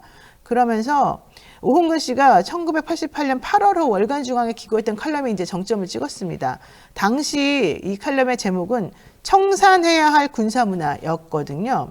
그러다 보니까 이 노태우 정부 이 태도가 사실은 문제다라고 하는 얘기를 하면서 군사문화를 없애야 된다 이런 비판의 이제 취지의 글이 올라가니까 이 뒤로 중앙경제신문에 항의 편지가 오고 주소와 신원을 확인하는 전화가 계속해서 오고 신변의 위협을 느끼더니 결국 이 사건이 이제 벌어진 거였었습니다. 당시에는 2차 사법 파동과 관련됩니다. 네. 김영철 대법원장이 물러나고 네. 이게 뭐 판사들이 전국의 판사 다 반발해갖고 있었던 2차 사법 파동과 연결됩니다. 그러니까 그렇죠. 과거에 그 군사 독재 정권을 옹호했던 대법원장 물러나라. 그러니까 왜냐하면 그러니까 민간 정보 들어섰으니까 이제 뭐 이런 굉장히 사회적 분위기가 연결이 돼 있었고. 네네. 뭐 학생운동권에서는 대부분 통일운동이 시작되면서 사회적으로 굉장히 어수선한 상황이었고, 그리고 이제 여소야대가 되면서 상당히 정치적으로도 좀 언론의 공간이 열리는 상태였고, 제가 왜 황상무라는 사람에 대한 개인을 얘기하냐면, 황상무라는 사람이 서울대 언론 관련된 에 이제 83학번입니다. 제 기억으로 보는데 언론 관련된입니다. 근데 이제 왜 이 사람이 뭐라고 했냐면, 자기가 언론 정보사 출신이라고 고백을 해버렸습니다. 그거 보셨어요? 못 봤어요. 아니, 그러니까 자기가 그 얘기를 한 겁니다. 기자들 앞에 놓고 이게 뭐라고 하냐면 이게 바보도 아니고, 그러니까 그 기자들 앞에 놓고 내가 정보사 출신인데 내가 있을 때 오홍근 테러가 났단 말이야라고 하는데, 이 사람이 91년도에 기자가 되는데요. 88년에 기자됩니다. 그러면 이 사람이 군대에 있을 때 얘기입니다. 그러니까 정보사에 있을 때예요. 그렇군요. 근데 무슨 얘기냐면 이 정보사라는 게 예전에는 정보사라는 게 상식적으로 몰랐습니다. 영화 아저씨 보셨어요?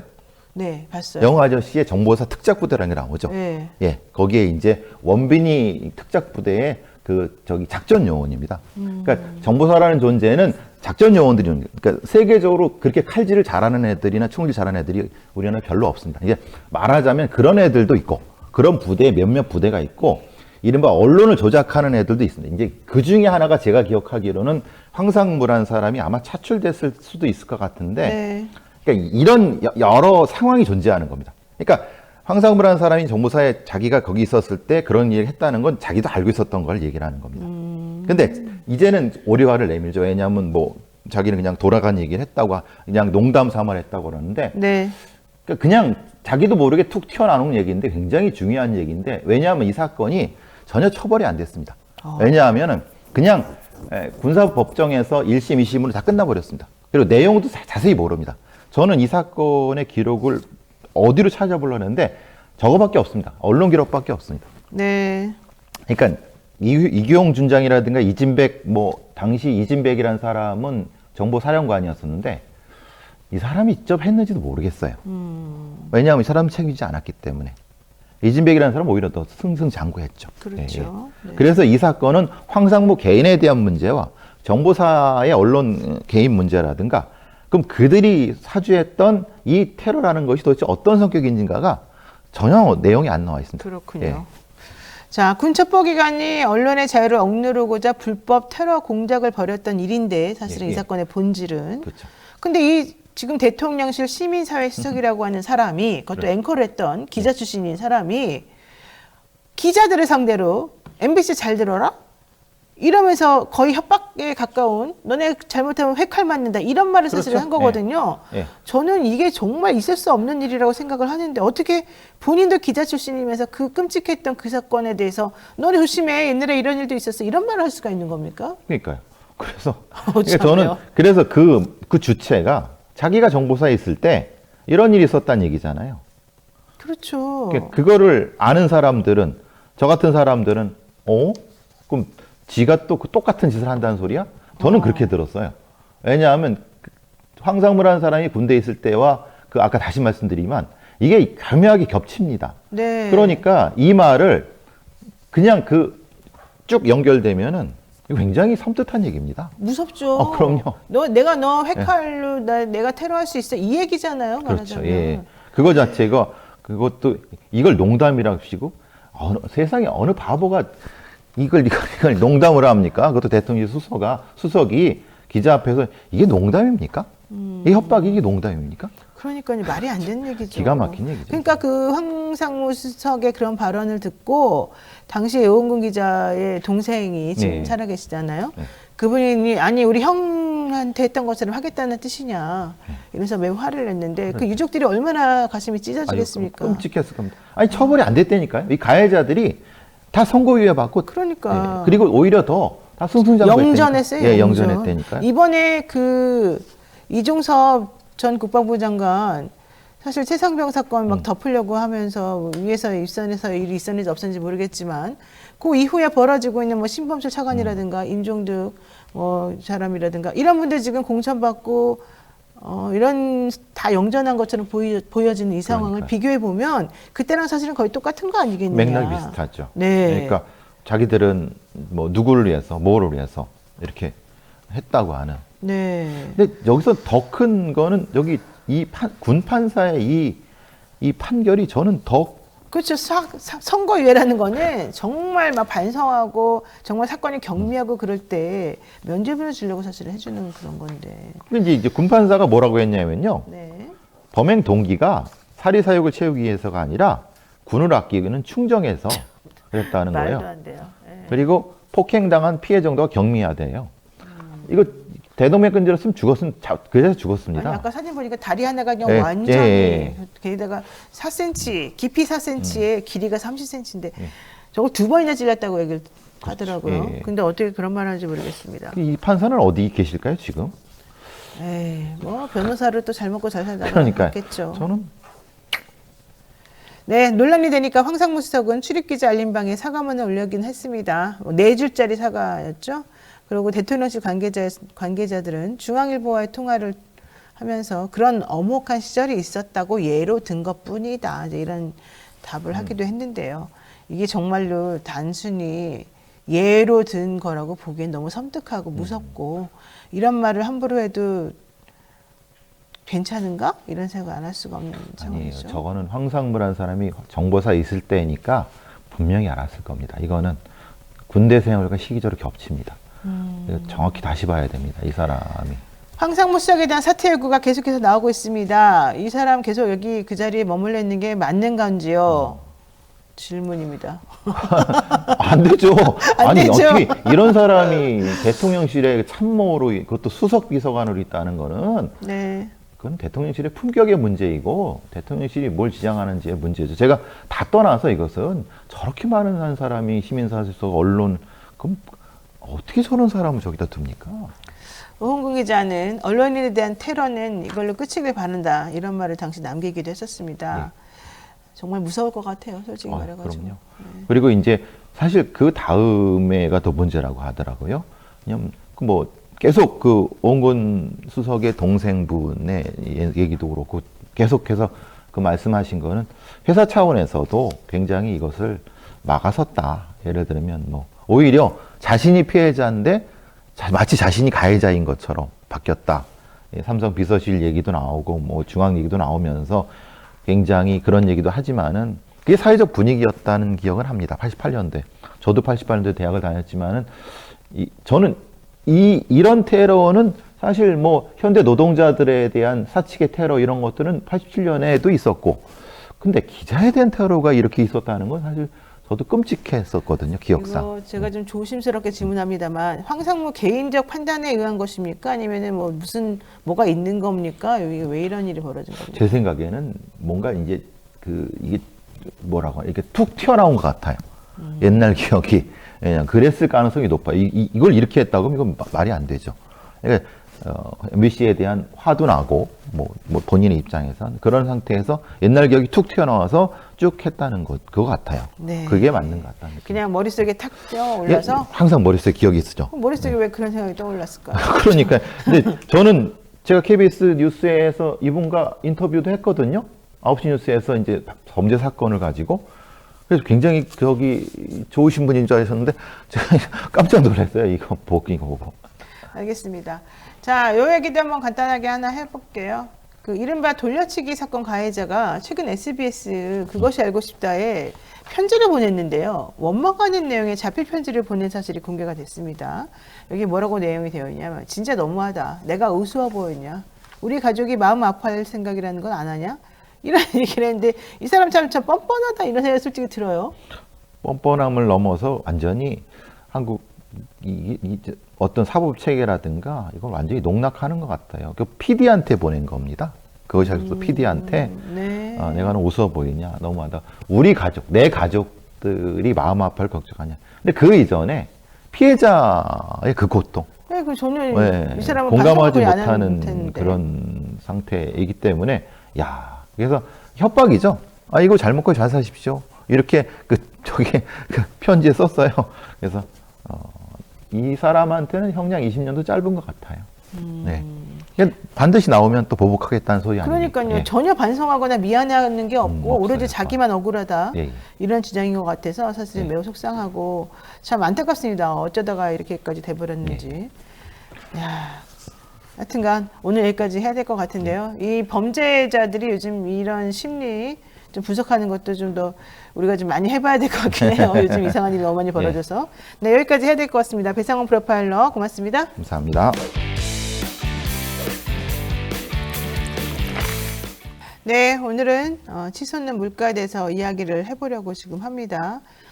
그런데 이 민생 검증반, 총선 민생 검증반에서 안진걸 소장과 또 이제 각 이슈별 주요 전문가들을 모시고 얘기를 하는 그런 시간인데요. 그래서 치솟는 물가에 대한 얘기를 할 예정이긴 한데 그보다 정치권 얘기 좀 먼저 간단하게 짚으면서 좀 가도록 하겠습니다. 자, 우선 두 분 먼저 안녕하십니까? 안진걸 소장님. 안녕하세요. 네, 그리고 백혜수 전문위원님.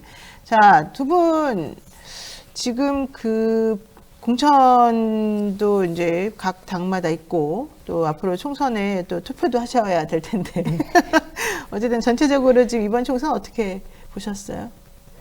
이번 총선이요.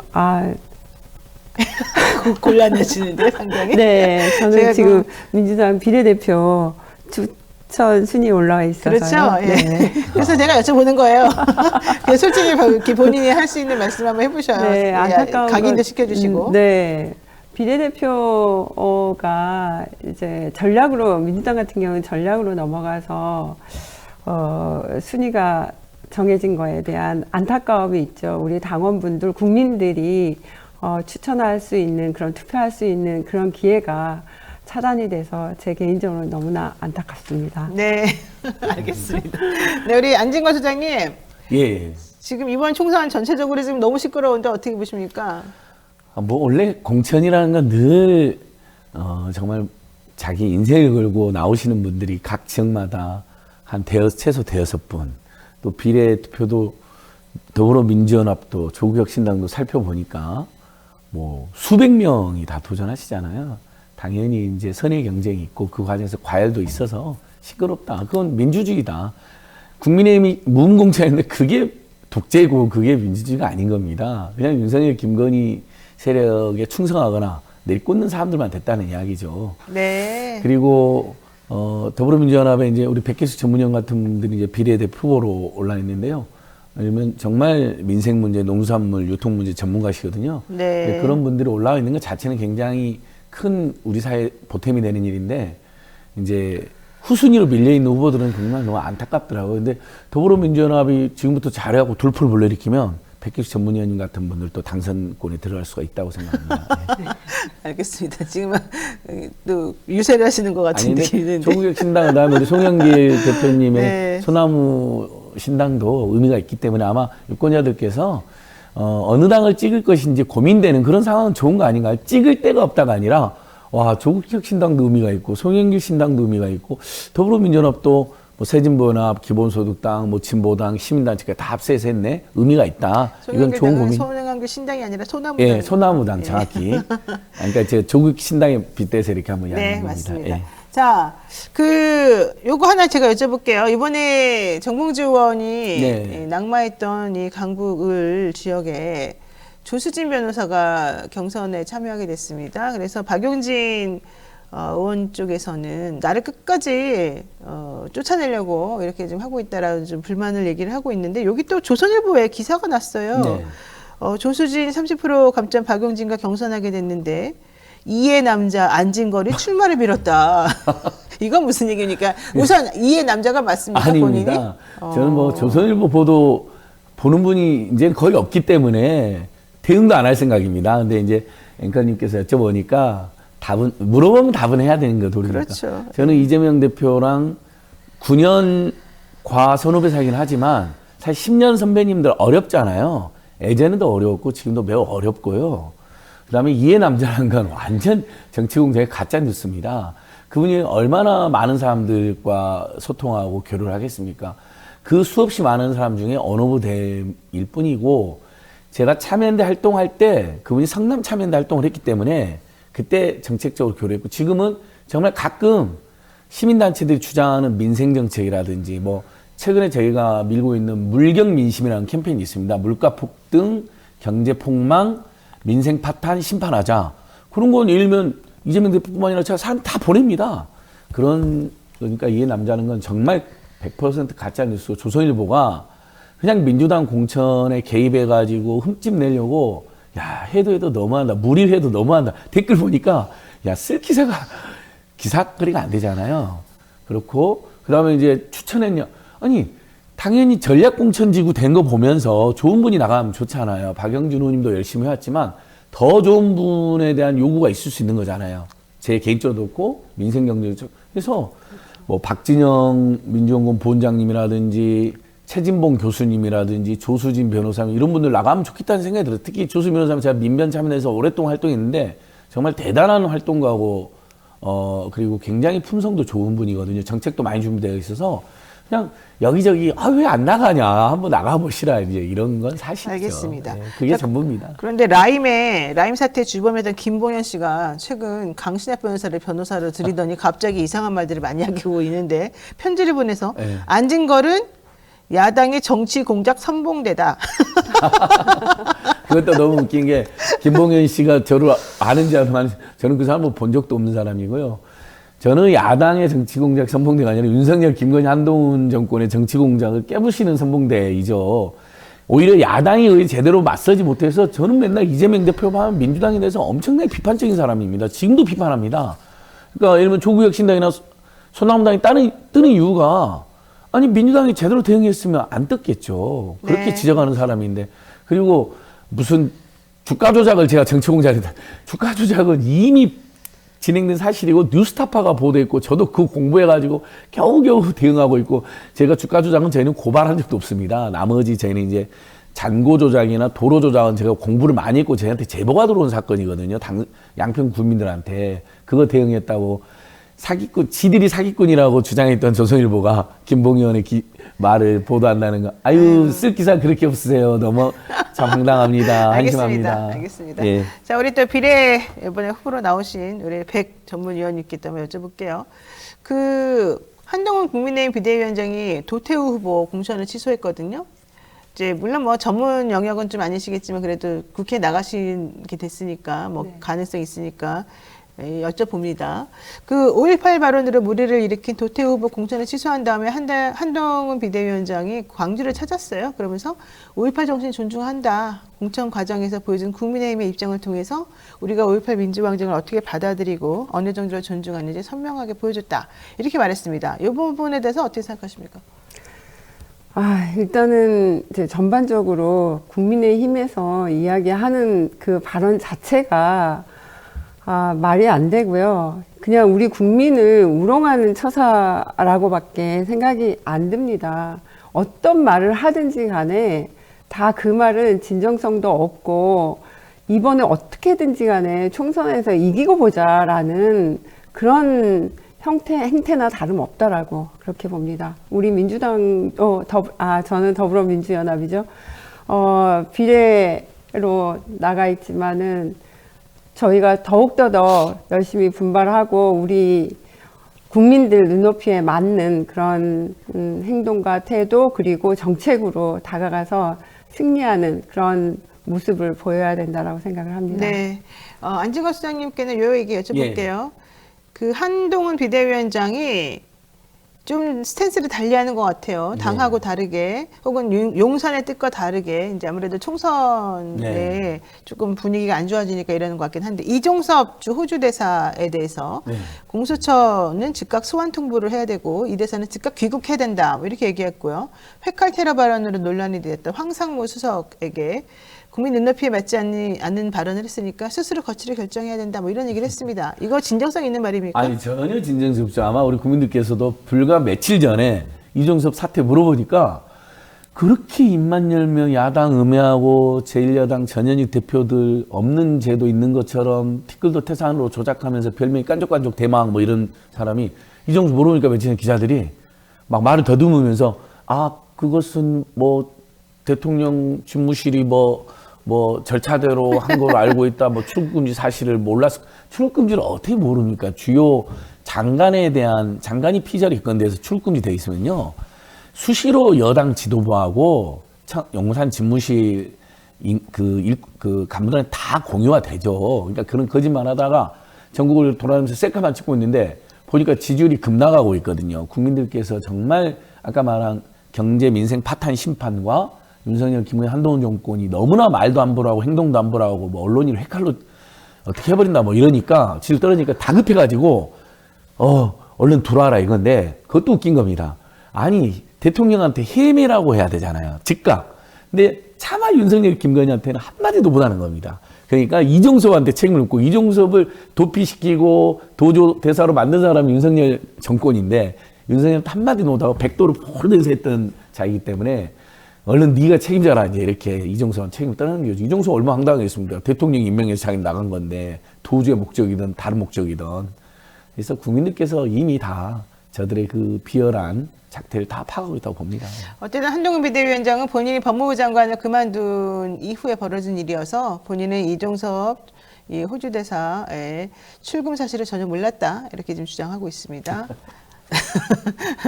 자, 본격적으로 이야기 나눠보겠습니다. 연일 고공행진하는 과일과 채소값으로 장 보러 가기가 너무 무섭습니다.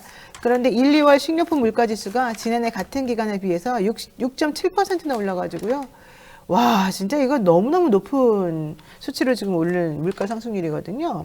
국제유가 변동성이 커지면서 이 상반기 소비자 물가 좀 더 이렇게 낮춰보려고 노력을 합니다만 그것도 과연 될까 이런 생각을 좀 하고 있어요. 근데 여기서 가장 핵심이 되는 게 과일값 때문에 이렇게 올라갔다는 거거든요. 대체 수요 귤인데요. 이 귤도 값이 너무 올라가지고 사실 과일 물가 지수가 32년 만에 최고치를 기록했다는 겁니다. 지난주 통계청에서 2월 소비자 물가 동향도 발표를 했습니다. 이 내용도 한번 좀 알려주시죠. 예. 2월 달입니다. 네. 1월 달에는 3%를 넘지 않아서 조금 물가가 잡히나 이런 기대도 했는데 2월 달에 전년 대비 3.1% 올랐습니다. 그 주요 원인은 역시 이제 식료품과 과일, 뭐 사과가 뭐 71%, 뭐 사과 한 알에 10,000원이 옛말이냐, 못 사겠다 갈아보자 이런 구호가 나올 정도로 그렇습니다. 그러니까 이제 국민들 입장에서는 정말 먹고 살기가 너무 힘들어지니까 작년에 식료품 소비를 3% 정도 줄였는데요. 이건 역사상 처음 있는 일입니다. 우리 국민들이 더 맛있는 것, 더 건강한 것, 더 좋은 걸 본인도 아이들에게 먹이려고 하니까 계속 식료품이 늘어났거든요. 네. 교육비가 늘어난 것처럼 작년에는 3% 정도 줄었다. 그건 뭐냐면 덜 먹고 외식 안 하고 그다음에 유기농 살 거 덜 유기농 사고 이렇게 버티셨다는 거잖아요. 그런데 문제는 이 과일값이나 식품 물가가 앞으로도 진정이 되지 않는다는 것입니다. 계속 오를 것 예, 같아요. 계속 오른다는 네. 것입니다. 이게 네. 핵심적인 문제인데 아무 대책이 없습니다. 뭐 할인 쿠폰 좀 뒤에 하겠죠. 할인 쿠폰 좀 주겠다는 것으로는 전혀 대책이 될 수가 없는 것이죠. 네, 신선식품 지수가 전년 동월 대비 20% 뛰어 올랐고요. 신선과일은 41.2%가 올랐고요. 이게 32년 5개월 만에 최대폭으로 상승한 수치라고 합니다. 1991년 9월에 43.9% 올라서 우리를 깜짝 놀라게 했는데 그 이후에 가장 높은 물가지수를 지금 보여주고 있는 거고요. 품목별로는 사과가 71% 올랐고요. 귤도 78.1%나 와 정말 상상도 하기 어려운 건데요. 게다가 개인 서비스 물가는 3.4%가 올랐고 외식 물가도 3.8%가 올랐다는 겁니다. 백혜숙 위원님, 최근 주요 과일 가격이나 채소값 가격 보면 정말 저는 상상도 못할 상황이 됐는데요. 도대체 갑자기 왜 이런 일이 벌어진 걸까요? 대부분 이제 기후, 이상기후 때문에 그리고 장마, 뭐 탄저병 이런 것 때문에 생산량이 급격히 하락했다라고는 하지만 더 면밀하게 들여다보면은 생산량 하락에 따른 이 매점 매석과 같은 물량 조절 매점 매석이 있어요? 있었습니다. 오. 제가 파악해 볼 건데 네. 그런 부분이 있었습니다. 우리나라 이제 전체 공영 도매 시장이라는 곳이 있는데 특히 사과 같은 경우는 안동 도매 시장에서 전체 생산량의 약 25%를 취급을 해요. 어마어마한 물량을 취급을 하는데 그러네요. 이 안동 도매 시장에서 경매로 가격이 결정됩니다. 그런데 생산량이 줄다 보니까 이제 출하량을 조절을 하게 돼 있죠. 출하량을 조절을 하게 되니까는 작년 12월 같은 경우, 11월 같은 경우는 24,000톤 가량을 취급했다가 12월에는 50% 정도로 12,000톤으로 쫙 줄여버렸어요. 그러니까 물량이 줄어드니까 가격을 올라가게 됐죠. 그러면서 1월, 2월에는 2만 톤을 또 확 풀어요. 그렇게 이제 확 풀긴 했지만은 설을 앞두고 푸는 거기 때문에 그럼에도 불구하고 가격은 계속해서 올라갔다. 그러니까 궁극적인 원인은 이상기후 이런 부분도 있지만은 가격 결정 시스템이라고 하는 경매 제도에 문제가 있다, 유통 구조에 문제가 있다 이렇게 말씀드리고 싶습니다. 이게 유통 구조, 경매 방식 이런 것들이 좀 문제다라고 보시는군요. 네. 백계숙 전문위원님이 예전에 서울시 농수산물유통공사에서 상근하셨습니다. 제일 그렇죠. 잘 하시는데 이번에 어쨌든 이 농수산물이나 과일 급등은 사실은 급등하기도 급락하기도 하잖아요. 기본적으로는 기후위기가 많은 영향을 끼쳤다는 전문가의 분석입니다. 그리고 당연히 예전보다 농민들이 노화되기도 하시고 농민 인구가 줄어들어 재배 면적이 또 줄어듭니다. 기후위기로 해서 이렇게 예상 출하량이 확 줄어드는 것도 문제인데 네. 그러면 사실 재배 면적을 늘려야만이 만약에 출하량이 예상 출하량이 줄어들다 하더라도 재배 면적이 늘어나게 되면 그걸 상쇄할 수가 있는데 재배 면적도 주는 거예요. 농민 인구도 줄고. 그러니까 근본적으로는 기후위기에 대한 대응과 농업 농촌을 활성화하고 우리 국민들이 생필품 또 좋아하는 음식과 과일에 대해서는 재배 면적 늘려야 생각을 했는데 뭐 역대 정권이 다 그렇지 특히 윤석열 정권은 농업을 거의 상 포기 아예 방치해놨기 때문에 더더욱 줄어드는 거죠. 농사 지어봐야 이제 먹고 살 수도 없는데 네. 이제 70대 80대 할아버지 할머니만 남았는데 희망이 없다. 그냥 과수 문 닫아버리는 거죠. 예를 들면. 근데 거기에 대한 대책이 하나도 없는 겁니다. 거기다 이제 유통구조는 백 선생님께서 설명했지만 일부 이제 그 도매시장 있잖아요. 우리가 아는 뭐 청량리도 있고 특히 가락동이 제일 유명하잖아요. 근데 거기에 거의 막 대기업들이 도와서 독점을 하고 있습니다. 그래요? 그러니까 서민들이 가는 그런 곳인데도 그렇군요. 그래서 보니까 이번 주 시사인에 이렇게 금값의 비밀이라고 보니까 백희수 선생님을 동행해서 현장 탐사했는 내용이 잘 나와 있더라고요. 제가 인터뷰했던 내용이고 심층적으로 잘 파헤쳤습니다. 이렇게 이제 과일 가격이 계속 올라가니까 아이들한테 과일을 먹일 수가 없습니다. 네, 맞아요. 정말 눈물을 네, 흘리는 네. 가정들이 상당히 늘어나고 있는데, 그러다 보니까 KBS나 MBC나 이런 주요 매체에서도 이 내용을 특집으로 다루려고 하고 있는 상황입니다. 근데 제가 이해가 안 가는 게 우리는 이제 과일값이 비싸지만 농가들은 수익을 많이 올리려나 보다 생각을 했거든요. 근데 그게 아니라 그러더라고요. 농가들은 못 절대 산다고 아닙니다. 그러고 네. 그럼 유통하는 곳만 그러면은 배불러지는 건가요? 외국 같은 경우는 경매 시스템이 거의 없습니다. 직거래 도매를 해요. 소비지의 상인들하고 산지에 있는 생산자분들하고 직거래를 해요. 그런데 우리나라 경매 시스템상 생산지에 보면은 중간 유통인이 있어요. 그렇죠. 그 중간 유통인들이 특히 이제 사과같이 이런 창고에 재고를 좀 쌓아놓을 수 있다 그러면은 물량 조절이 얼마든지 가능하고 가격 조절이 가능해요.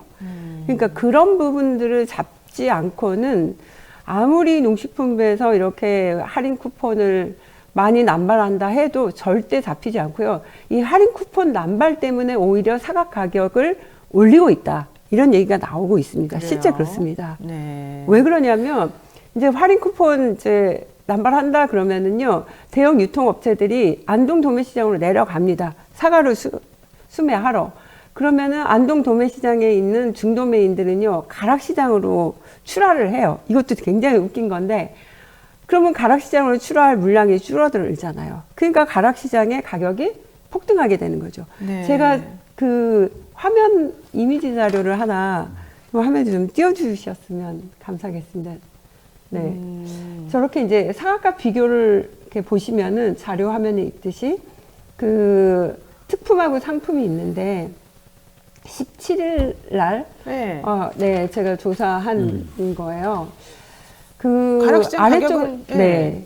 아래쪽은 안동 도매시장이에요. 네. 근데 위쪽은 이제 가락시장이에요. 안동에서 이제 경매를 거친 이 사과를 중도매인들, 안동 도매시장에 있는 중도매인들이 가락시장으로 출하를 해요. 농민들이 출하를 하는 게 아니라.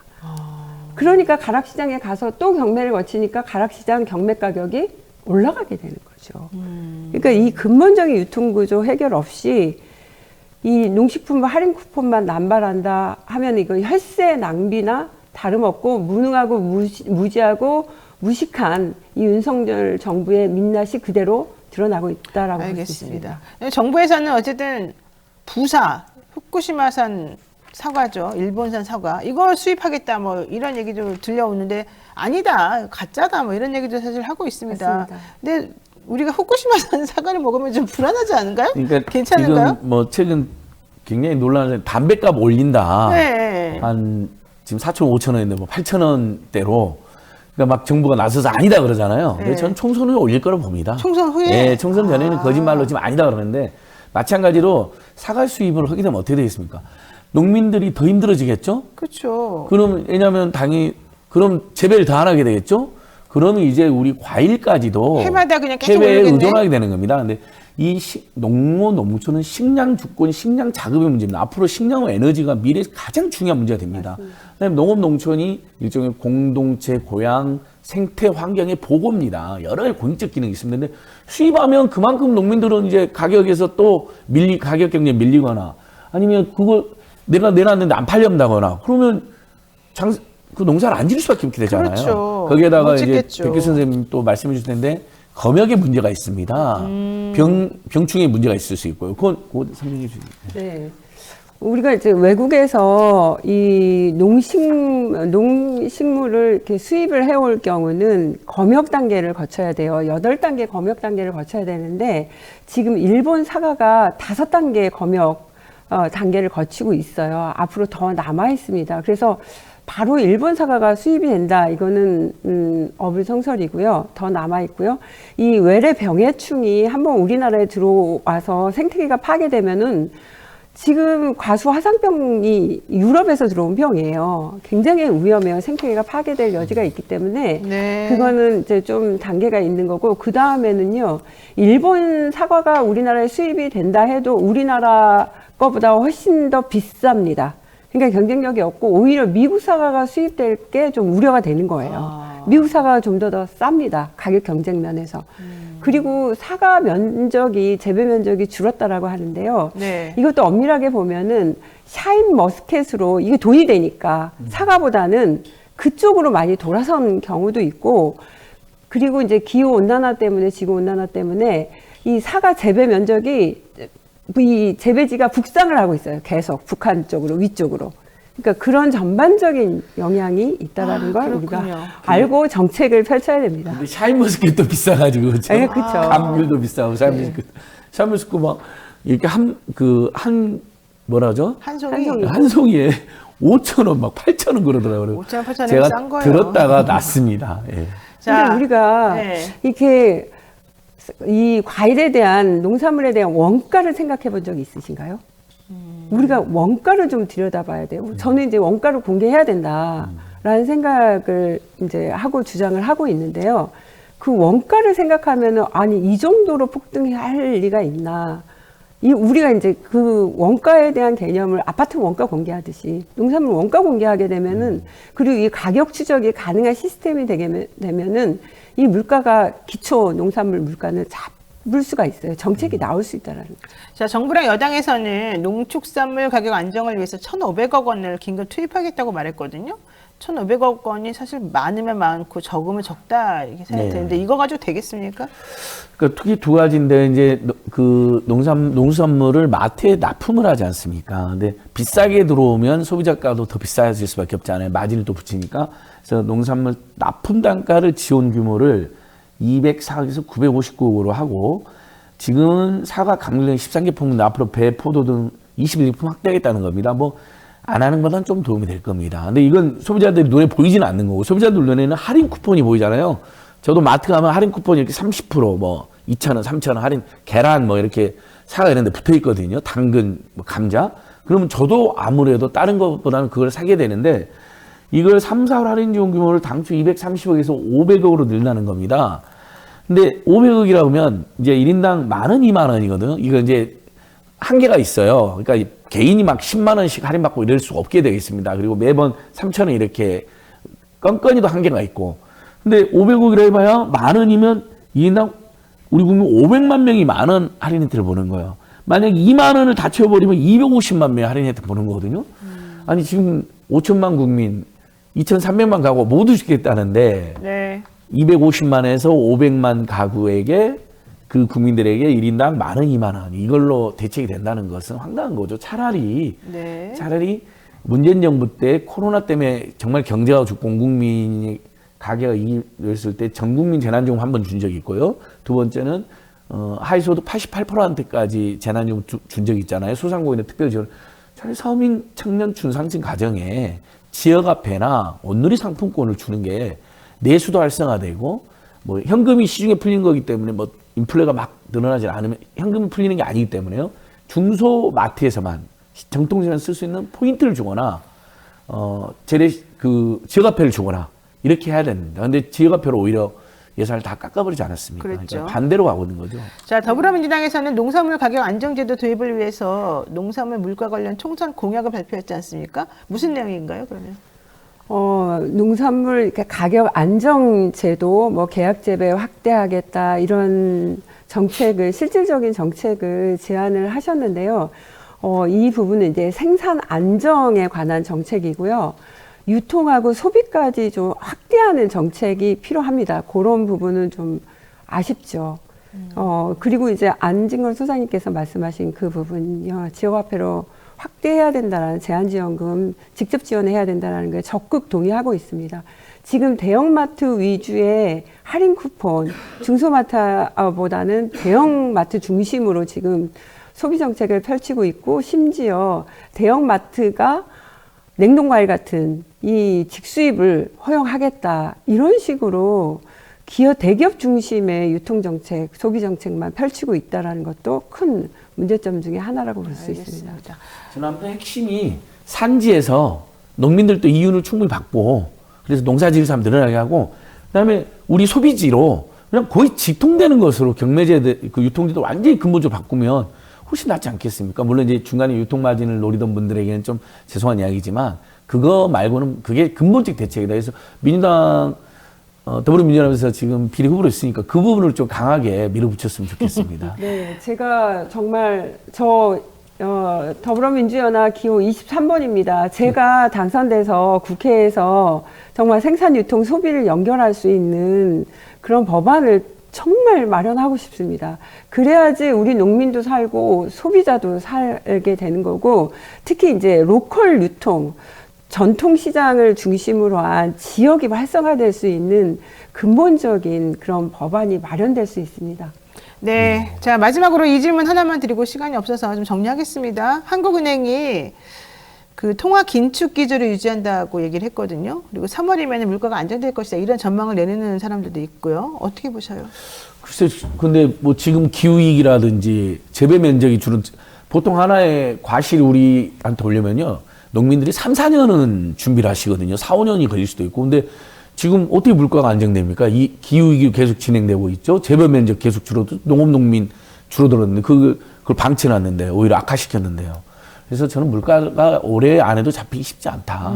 결국 서민 중산층 빈곤층에게 지역화폐나 소비 포인트 말씀드린 것처럼 그 대형마트나 대기업에서는 못 쓰잖아요. 예전에 네, 그렇죠. 문재인부터 그랬잖아요. 네. 그러면 동네 상권도 활성화되고 서민 중산층도 이 위기를 어쨌든 숨통을 조금 트이는 거죠. 근데 절대로 추경이 안 된다는 겁니다. 다 죽어가는데. 네. 그러니까 이건 추경을 통해서 지출할 수밖에 없거든요. 과학기술 예산 확 줄어든 것도 추경을 통해서 보호할 수밖에 없는 것처럼. 알겠습니다. 네, 그 부분을 강력히 이번에 촉구하고 있습니다. 네, 봄비가 좀 일주일가량 내렸잖아요. 지금 감자가 심는 시기가 15일 정도 늦어졌어요. 그런데 이번에 장마가 오면 폭망입니다. 양파, 마늘 이거 가격 계속 치솟을 수 있어요. 그러니까 우리가 예의주시해야 되고 기후 위기에 맞는 생산, 유통, 소비 정책이 하루속히 나와야 됩니다. 그리고 예측력을 높이고 그거에 대해서 대응을 잘해야 되는 거고, 통계를 좀 명확하게 했으면 좋겠습니다. 네. 그리고 공공 영역의 계약 재배 확대시키고 로컬 유통 활성화시켜야 되고요. 마지막으로 제가 제안 드리고 싶은 거는 생산, 유통, 소비 함께 밥상 물가를 안정화시킬 수 있는 밥상 물가 대책위원회를 국회에 반드시 좀 놓아야 된다, 이런 이야기를 드리고 싶습니다. 네, 지금까지 안진걸 소장 그리고 백혜숙 전문위원과 얘기 나눠봤습니다. 고맙습니다. 예, 감사합니다.